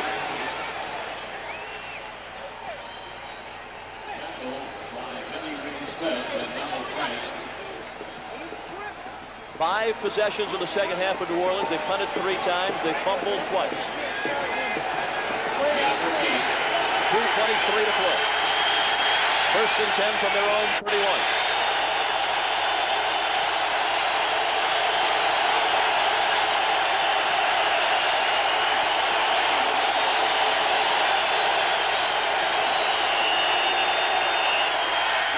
And now a whistle stops the play. There was 5 seconds showing on the play clock. Before the ball was snapped, false start number 72. 5 yards, still first down. That's Jim Dombrowski, the left guard. Now, one thing you can't hear up there, this is like being in the Superdome. That's where you have to start going with silent counts, where the quarterback will lift his leg and then they just snap the ball silently, a detriment to their offensive line right now. Dombrowski's had trouble today. 3 penalties on New Orleans, all of them for illegal procedure. 2 of them against Dombrowski. Well, look at Walsh shouting. He's trying to let everybody hear him. Walsh over the middle, deflected, and incomplete. 2 Saints had a shot at it. Tice was the intended receiver. 2-minute warning, tied at 21.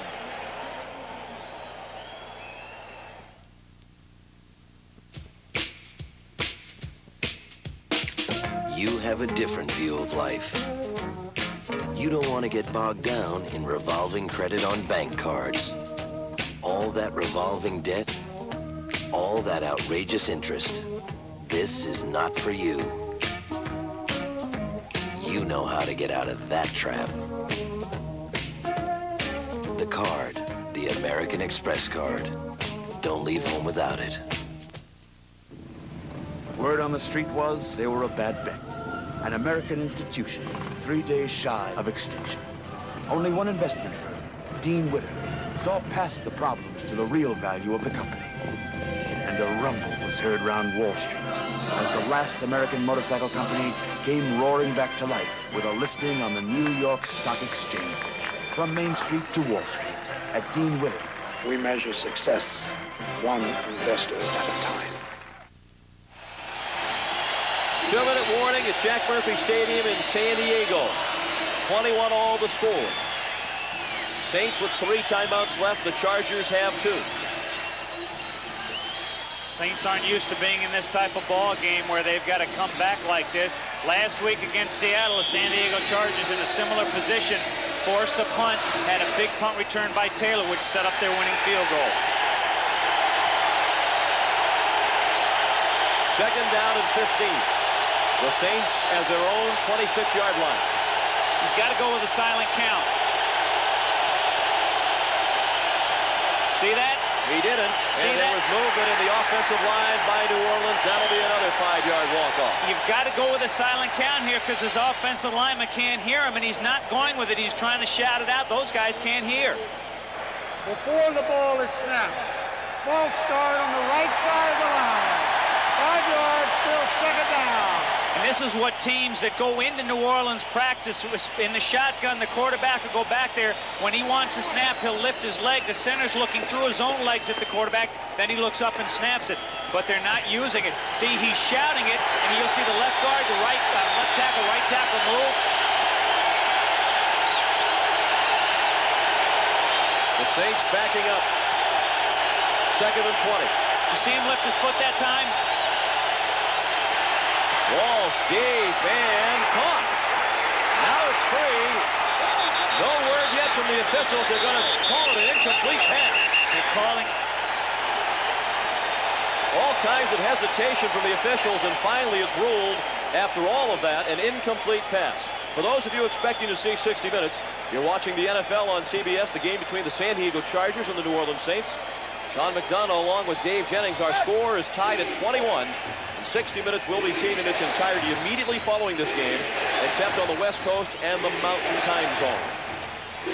Now, they haven't stopped this play, so there will not be a replay. The umpire still has an opportunity to jump in, but not so. Now, Walsh last time lifted his foot for the silent snap count. See if he does it again. There goes the foot. Here comes the ball. On 3rd and 20. The pass is short of Eric Martin. We don't know if the replay official reviewed the previous play. He can do that without stopping the game, but that certainly looked to be a play that should have been reviewed. Well, I'll tell you something, too. The crowd has become a factor in this game for the Chargers. And again, similar play to last week. The Chargers forced the Seattle Seahawks to have to punt late in the game. They got a good return from number 85, Kitrick Taylor, who's standing back there. Rick Tootin for Seattle had a great punt, but a great punt return. Now Barnhart has punted the ball well today. Chargers not rushing this punt. They have a return set up. Tommy Barnhart, a great punt. Oh, what a kick. All the way back to the 19-yard line, Kitrick Taylor. And he brings it back to the 29-yard line. A 60-yard punt. A 10-yard return in a skirmish following the tackle. Eric Bieniemy, number 32, we've seen him on a couple of special teams plays. He's one of the Chargers special teams players, but you're right, an outstanding punt. One thing Barnhart saw was that Chargers had a return set up, and he blasted it. That is a 50-yard net punt. Now you hear the crowd shouting. This is where they've got to be a little more quiet with their team having the ball like the Saints fans do down at the Superdome. When you're on offense is when you have to keep it a little quiet. We talked about Freeze, the quarterback. He's very unflappable for a young kid. Be interesting to see how he reacts to this situation. A minute 36 to play. 21-21 the score. The Chargers have 2 timeouts remaining. Freeze is indeed trying to quiet the crowd. From the 29-yard line.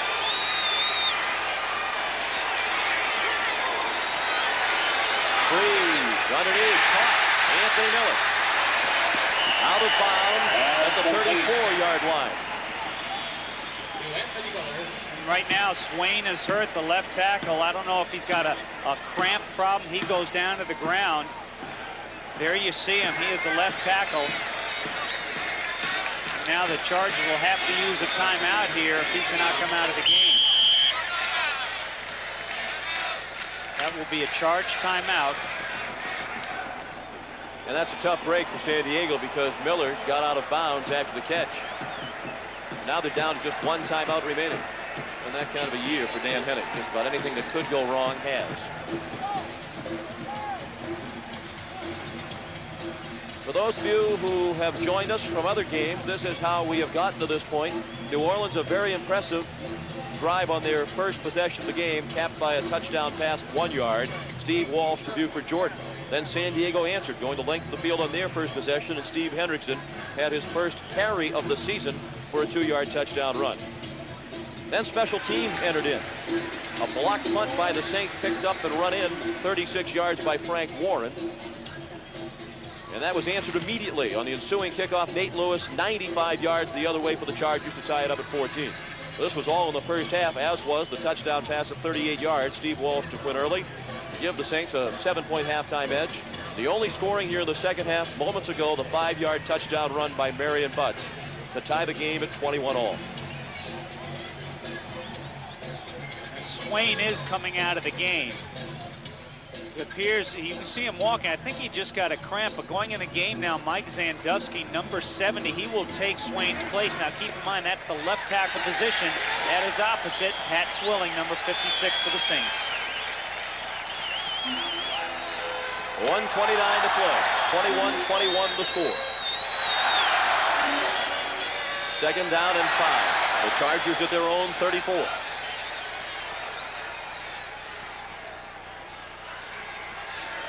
The handoff to Ronnie Harmon. First down. Out to the 48-yard line. A 14-yard gain for Harmon.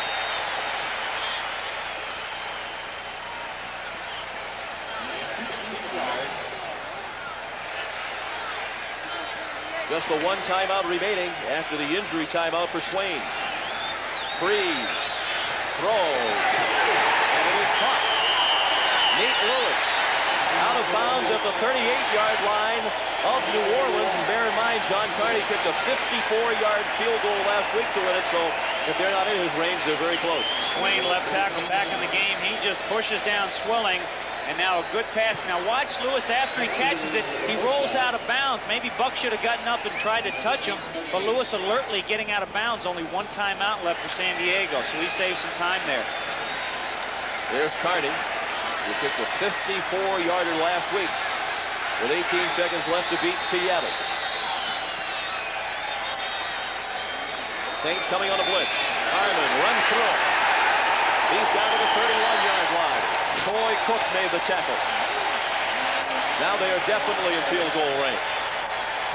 From here, it would be a 48-yard attempt. Last week, again, Carney, number 3, made his first 50-yard or more attempt in his career. Freeze, the handoff to Harmon. And he's tripped up after a gain of 1 to the 30. Still a yard and a half short of the first down. Chargers better do something fast. If they're not going to call a timeout, will he just dump it here? 18, 17. Freeze to throw, man open. Down to the 1-yard line. Chris Samuels, his first play of the game. And they get the timeout with 8 seconds left. How do you like that call? Chris Samuels is not one of their key players. He has only had 1 reception coming into this game. You know, I'm thinking as they get up to the ball, maybe he'll just spike it and kick the field goal, but they attempt to go for first down. Now what do you do right here? I think they send Carney on the field, just kick the field goal. Don't try to do anything. And Samuels lined up on the right side, just ran down on the right side. Look, he's wide open. He's in the seam, and it's down to the 1-yard line. You just got to kick the field goal here. But if you're the Chargers, why would you even risk that play when you're already in field goal range? Obviously, they wanted to get a little bit closer. Perhaps they felt that that was a little bit too long to be anything close to a sure thing for Carney. Well, something we talked about earlier is that Freeze is really unflappable. Second-year guy, but he doesn't act like one. And I think Henning had confidence in him to make the correct decision. In that situation, what you do, guy's open, throw it to him. Not open, throw it into the stands. They're still looking at Chris Samuels, who's a great story, a 12th round draft pick in the most recent NFL draft out of the University of Texas, the 317th player selected overall. He was on the practice squad for the first 8 weeks of the year and then was activated when Rod Bernstein went out with the back injury, and that's the first time he's touched the ball today. Well, I think he landed on the ball too, but how about John Freeze? First 3 quarters of the game today, 5 for 15 for 65 yards. This quarter alone, 11 for 15 for 110 yards, and obviously the big play of the game right there. They're bringing a card onto the field to take Chris Samuels off. You know, and this doesn't really help the kicker too much because you have a young kicker in Carney in a pressure situation, and he is having to stay out there in a sense getting ice, but Samuels does appear to be injured. Let's take you back 1 week to last Sunday against the Seattle Seahawks. Lee Hamilton of XTRA Radio, the voice of the Chargers, with the call. This will be a 54-yard field goal. The snap on the way. He whacks it. It is good!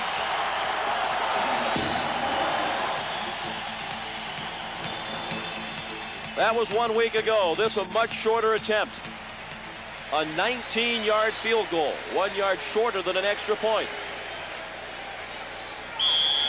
Now keep in mind, a right-footed field goal kicker from the right hash, he's got to pull it over, so that's the more difficult of the two hashes.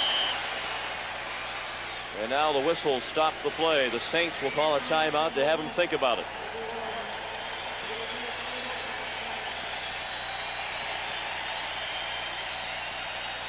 Carney just trying to stay loose. There's Larry Pasquale, the special teams coach of the Chargers. Jim Mora, not a very emotional guy on the sideline. Carney just thinking about it now. There's Dan Henning talking to Pasquale. Now, this is not overtime. This is the end of the fourth quarter, so after this field goal attempt, the Saints will get the ball back somehow, either on the kickoff or, of course, if Carney doesn't make it, they will get one shot, but I'm sure they'll just fall on it and try to go into overtime. Last week's game-winning field goal was his longest attempt of the season. This will be his shortest. The punter, John Kidd, is the holder.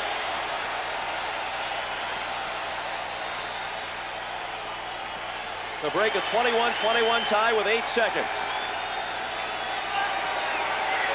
The kick is good.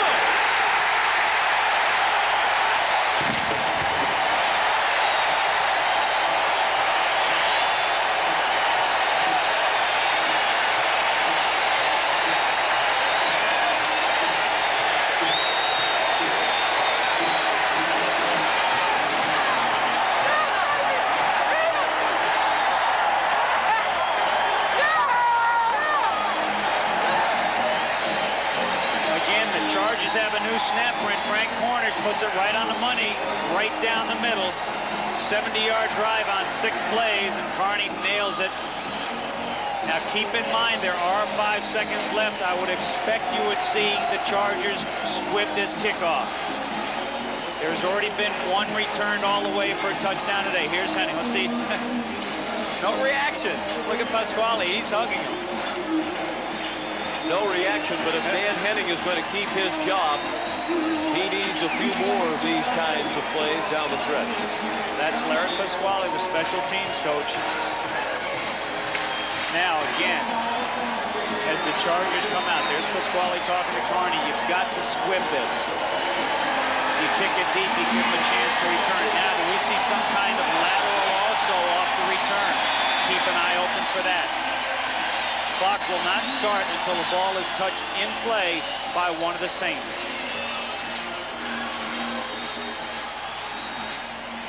Saints have not lost a game on the road this year.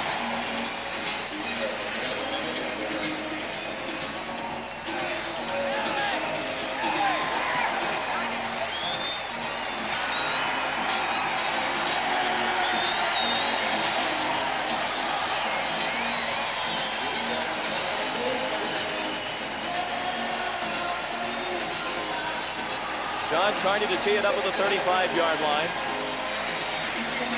The Saints don't have any kind of alignment that would make you think they're expecting a squib kick. They do have 3 men back along the 3-yard line.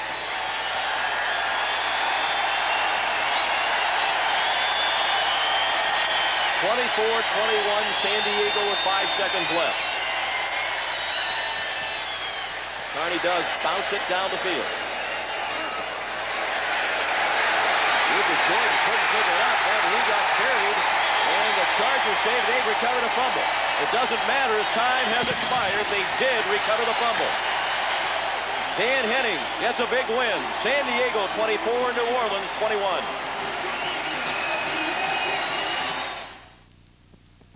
Our 6-inch meatball sub for $1.69 is 4 meatballs and Italian sauce. I've never been to Italy, but I know some people have.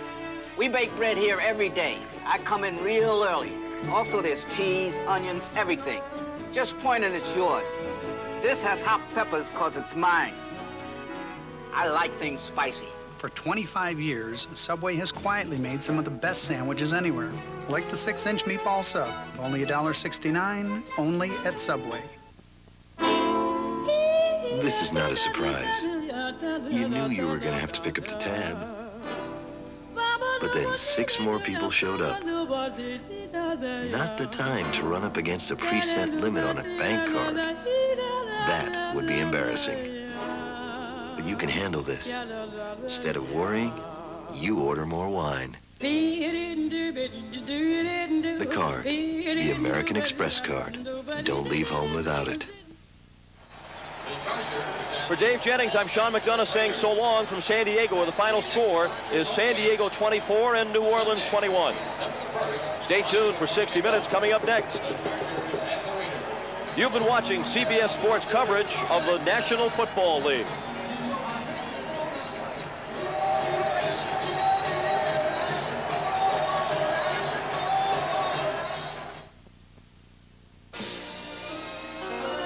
In 14 cities and 10 countries across the Pacific, they're playing our song, United Airlines. Come fly the airline that's uniting the world. Come fly the friendly skies. When you look for champions, you look to CBS Sports. What do you mean you're overbooked? We gotta get home. Emmett Smith and the Cowboys are playing the totally awesome Redskins. You're really handling this with dignity, Frank. Ah! This is CBS. Fall weather brings the need for warmer footwear, and Charles Connolly name brand shoes fills that need with rugged name brands like RJ Colt, Red Wing, Nakona, Timberland, Wolverine, LA Gear, and more quality name brands than you'll find anywhere. High quality name brand shoes at low prices for men, women, and children. Ladies, try on a pair of Calicos or Westies and step into fall in style and comfort. Just visit your local Charles Connolly name brand shoes in Cleveland, Clarksdale, Jackson, Meridian, Grenada, Greenwood, and inside the fabulous Steinmart, downtown Greenville. Replacing a broken windshield can be fast and easy at Greenville Paint and Glass. Just give them a call. You can bring your car in, or they'll even pick it up. And their professional service can have you on the road again in no time at all, probably in an hour. Greenville Paint and Glass stocks a complete inventory of top-quality auto replacement glass. And they even have the new laminated glass repair system for small cracks. It's always easy to get glass replaced at Greenville Paint and Glass. Main and Harvey, downtown Greenville. Call 335-4521. The Secret Diary of the Beverly Hills Madam on hard copy.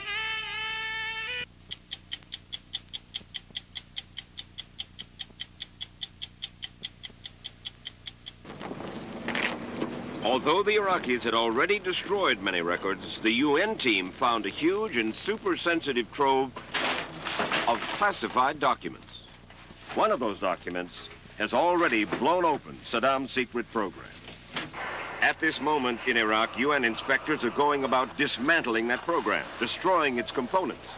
Saddam had poured more than $8 billion into his nuclear weapons venture that employed some 15,000 Iraqis. And it turns out he was only 12 to 18 months away from having enough weapons-grade material to build his first bomb. In France, where chefs have the stature of quarterbacks, their preparations would send the American Heart Association into cardiac arrest. If we took the same diet and put it into an American, we would all be suffering from coroners at an early age. There's something about the French that seems to be protecting them. And we're not sure what it is we're looking for. We'll give you some hints. No fast food, no fast eating, and we'll save the rest for later. Serial killers, like a lot of violent killers, they're manufactured. And they're manufactured by the parents as a result of some type of abuse, physical abuse, emotional abuse.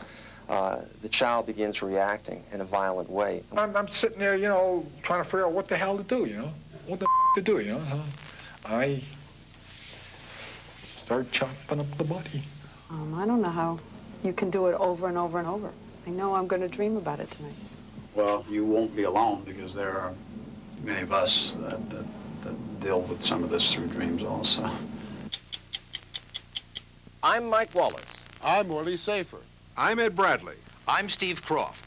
I'm Leslie Stahl. Those stories and Andy Rooney tonight on 60 Minutes.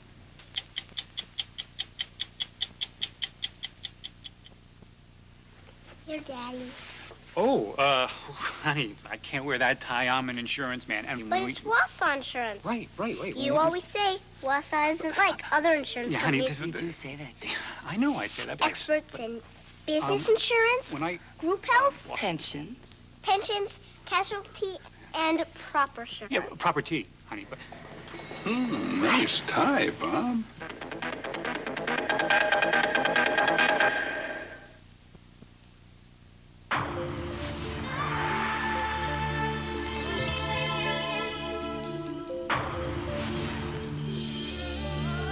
At Acura, we believe that a luxury sedan should appeal to a driver's appreciation of soft leather, fine wood, and beautiful stretches of asphalt. The Acura Legend sedan. Skimpy champagne. I like it. Just one sip. That's beautiful. Excuse me? Excuse me. Find out the name of this, but don't be too obvious. Sparkling, delicious. No champagne tastes like Vallatore. Frankly, I think it tastes better than champagne. You wouldn't happen to know the name of this, would you? Vallatore. What's it for Vallatore? Vallatore. 2 L's. One sip says it all.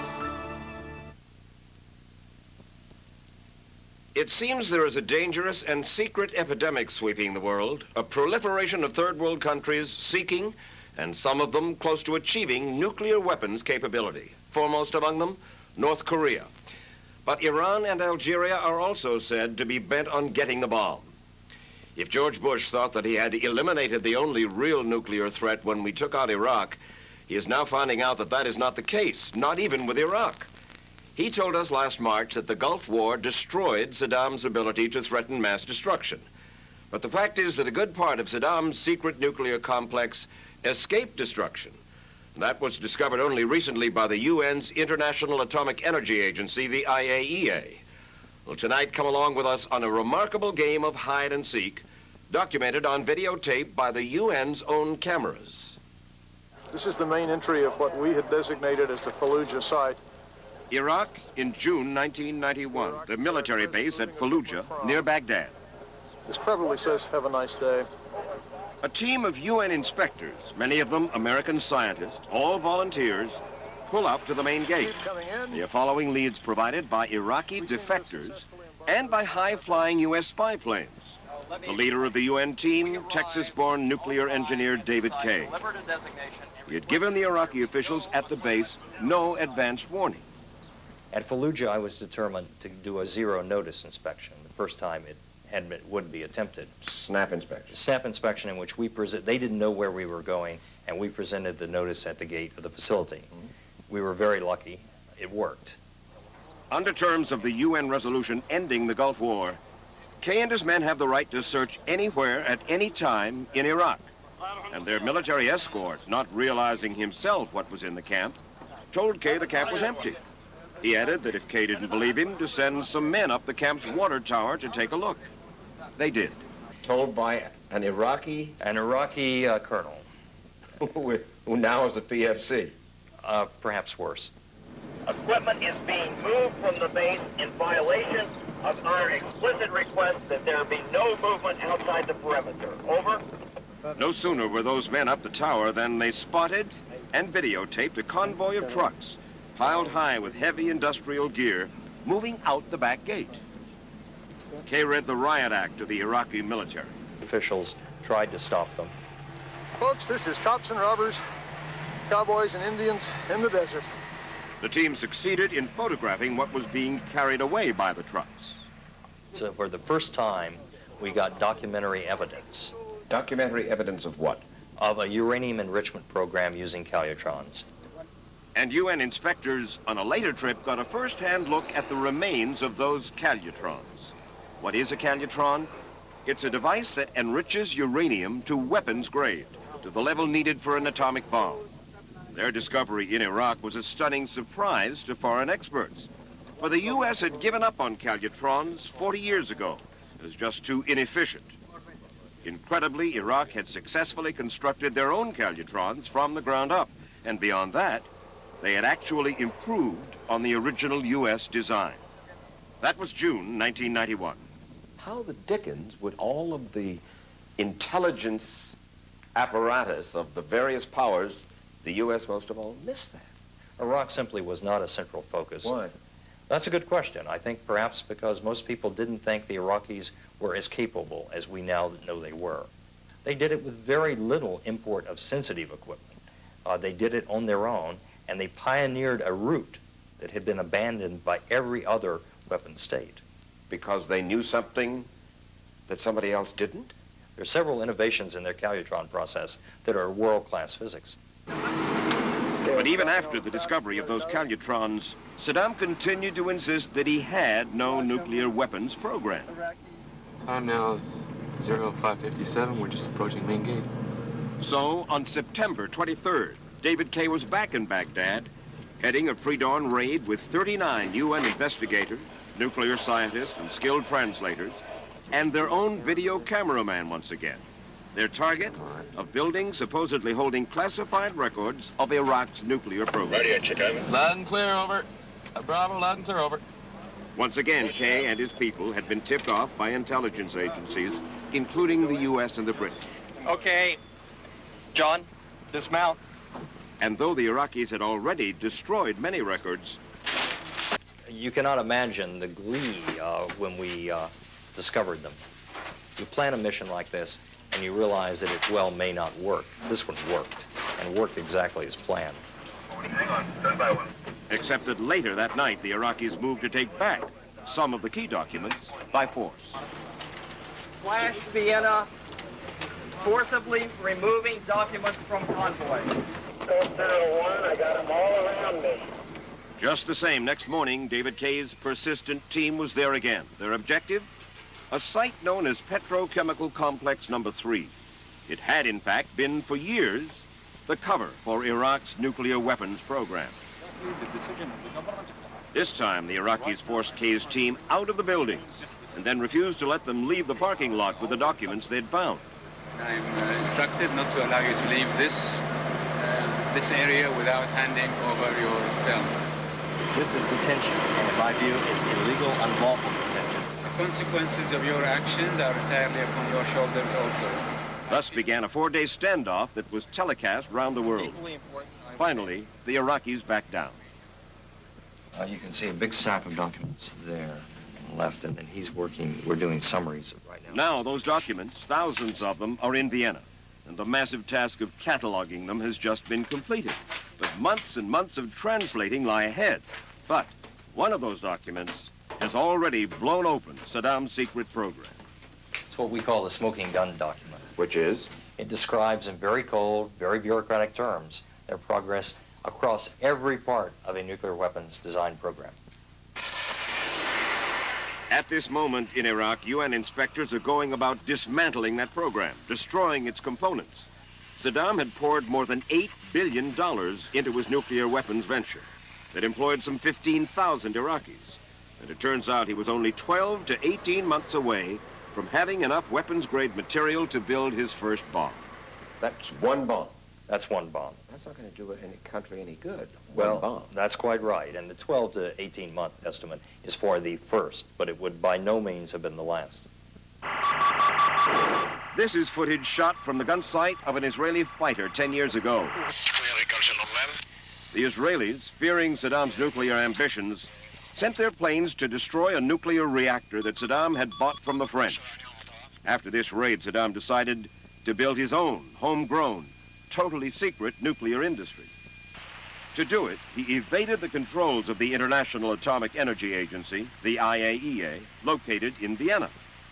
For years, the IAEA has been sending inspectors into Iraq, just as it does to almost 60 countries around the world. The idea? To make sure those countries will not use their nuclear facilities to try to produce nuclear weapons. But to convince countries to accept such inspections, the IAEA made them as non-intrusive as possible. Indeed, many charged those inspections were simply shams, meaningless.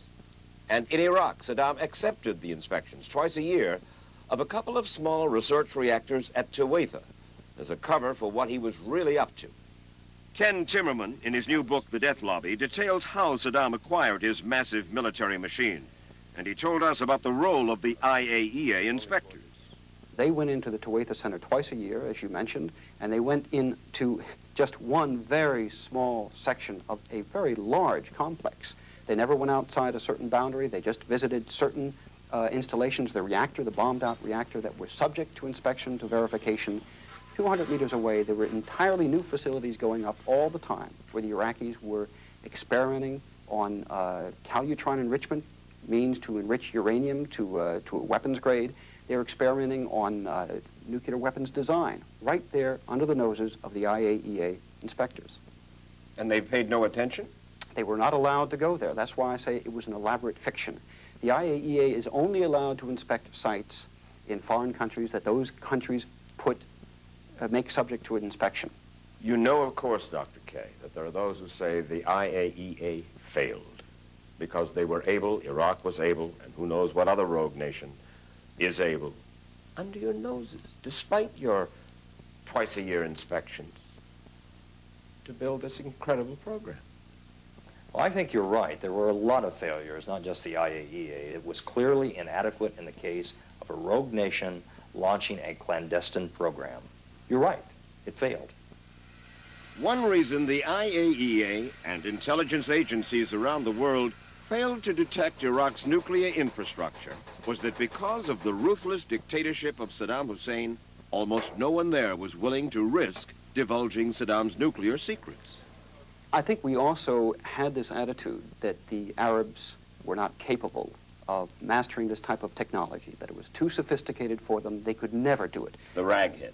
The ragheads. The French would say this again and again. They would say, oh, well, the Iraqis have bought our sophisticated Mirage fighters, but the idiots, they don't even know how to service the plane themselves. So we are not worried about what we're transferring to the Iraqis. In fact, much of Saddam's nuclear program was easily come by. For example, how did the Iraqis get the vital information they needed about those U.S. calutrons used to enrich uranium to weapons grade? Espionage? No way. According to UN investigator Bill Nelson, the Iraqis simply ordered the documents from an obliging U.S. patent office. It was a document probably about 40 pages thick, which had drawings of the principle, which explained how the principle worked, and you know, the scientific basis for the whole thing. It was all there. All there.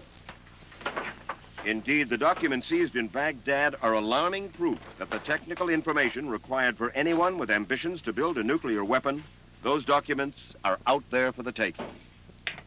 One of the things I saw in looking through, you know, many of these documents is a very, very thorough researching of available literature from all over the world and unclassified. But despite all their skills, there was a lot the Iraqis just could not produce at home. I must say, I've not seen a region of the world that they did not get something from. Including, apparently, companies in the United States. Is it possible that these people simply didn't know where they were sending this stuff? It's very difficult to believe that they didn't understand what was going on. I'm sure that in that vast list of documents you have the names of some Western companies. Oh, we certainly do. It will still be some weeks, we were told, before the IAEA releases the names of companies that illegally exported sensitive equipment to Iraq. But apparently some frightened corporate executives around the globe are already trying to explain things to their own governments. In other words, some CEOs are sitting saying, oh my Lord, they're going to find me out. I think there must be some worried people around the world, yes. But there are also a lot of folks at the IAEA who continue to worry about Saddam Hussein and his team, even as they destroy the components of his weapons program. One big concern, what will happen to the hundreds of top-flight Iraqi scientists, many of them trained in the West? Could they now go out into the world as nuclear mercenaries? The Iraqis have, in fact, themselves, in private conversations, referred to this as a problem. You have to worry they're already receiving offers from states. They've mentioned Libya as one state that has had an offer. And another concern. Is it possible that they're still underway with their nuclear weapons program and you don't know about it? As an inspector, you can only take one position on a question like that until you have absolute certainty. Yes, it is possible, and yes, you're going to continue to look. With the lesson of Iraq behind them, the IAEA is now asking for more muscle to monitor the threat of other countries. Problem is, countries like North Korea and Algeria refuse to give the UN the right to enter what the world suspects are nuclear weapons facilities. They point to the fact that Israel has the bomb and does not permit inspection. Meantime, more countries, more bombs, conceivably, are on the horizon.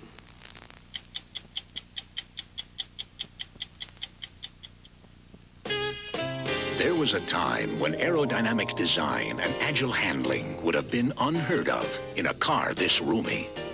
A time when a V8 that's more powerful and more efficient would have been simply inconceivable. But that was then, and this is now. The new Ford Crown Victoria.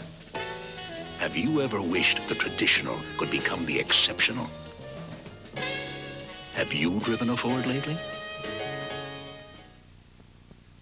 It's not easy to pull yourself away from a bowl of Kellogg's Raisin Bran.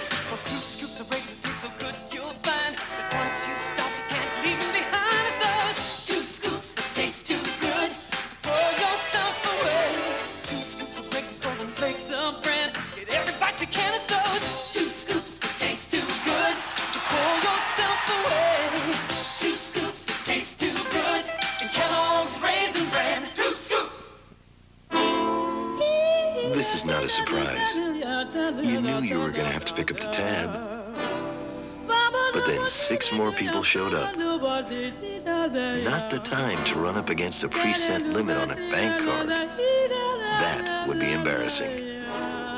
But you can handle this. Instead of worrying, you order more wine. The card, the American Express card. Don't leave home without it. When a ruthless tycoon is found murdered, could his wife be the killer? Clark used to beat Jenny. Or was it a rival's revenge? No one is indispensable, Mrs. Fletcher. Murder, she wrote. Then, if you watch only one TV movie this season, make it in a child's name, says Entertainment Weekly. Did you kill your wife? No. Valerie Bertinelli is powerfully convincing. No, where are they going? That is my sister's baby! Aunt Keen positively chilling. Your daddy's boy now. In a child's name, starting tonight. The all-new CBS Classic 3-Day Weekend 2 begins Saturday at 8. There are several things that contribute to heart attacks. Diet, of course, is one of them. So why is it that the French, who eat 30% more fat than we do, suffer fewer heart attacks, even though they smoke more and exercise less? All you have to do is look at the numbers. If you're a middle-aged American man, your chances of dying of a heart attack are 3 times greater than a Frenchman of the same age. So it's obvious that the French are doing something right, something Americans are not doing. The answer to the paradox might be found here in Lyon. The city prides itself as the gastronomic capital of France. Food and its preparation are almost an obsession. Chefs have the stature of quarterbacks. But their preparations would send the American Heart Association into cardiac arrest. Butter, goose fat, lard, double cream are the staples of a decent day's cooking. Lyon, a city of just over 400,000, has 2,600 restaurants, 2,300 meat shops, 115 wine stores. Shopping is not a bore. People do it with gusto and care. Buying a chicken at the Lyon market can lead to a lecture on poultry, chicken feet, skin texture, and foot formation. Each bird is serial numbered and recorded, just like a Rolls Royce. It's all academic because the bird will soon be drenched in butter and cream and go the way of all farm flesh. The French diet, the paradox, has begun to intrigue foreign researchers. Among them, Dr. Kurt Ellison, a cardiologist and professor at the School of Public Health at Boston University. Dr. Ellison is launching a major study in 4 countries, comparing 3 nations' diets over a 1-year period with the French. He is in Lyon to consult with French scientists and to have the odd good meal. I was just looking in this restaurant where I was having lunch. This is something you just wouldn't find in an American restaurant. A Lyonnaise salad bowl, which is pig's head pate with parsley, black pudding, which, is very fat, and potatoes in oil. Double fat sliced tripe sauteed with onions, and hot sausage with lentils and potatoes and oil. This is routine stuff. The farmers have been eating this for years. They've been eating a very high-fat diet, it seems, and yet they don't get heart disease. If we took the same diet, put it into an American, we would all be suffering from coroners at an early age. There's something about the French that seems to be protecting them, and we're not sure what it is we're looking for. Dr. Ellison's reason for coming to Lyon is to study the findings at INSERM, the French equivalent of the National Institutes of Health. He met with Dr. Monique Astier-Dumas, a nutritionist from Paris, and the head of the Lyon Center, Dr. Serge Renaud, who for 15 years has been searching for the answer to the French paradox. Do you think that the long history of French gastronomy, of the respect that French have, the interest that France has for food, has something to do with it? Well, that could be. First of all, I think the people pay more attention to the food, whether it is fresh, ready. They go to the markets, to purchase really fresh food, and consequently the meal itself is something that takes time to prepare, takes time to eat, and the attitude toward the meal is somewhat different. And I'm convinced that's something that should be taken into consideration. Dr. Astier-Dumas feels that the difference in eating habits, the fact that the French do not eat between meals, has something to do with the paradox. In France, we have just 3 meals, and that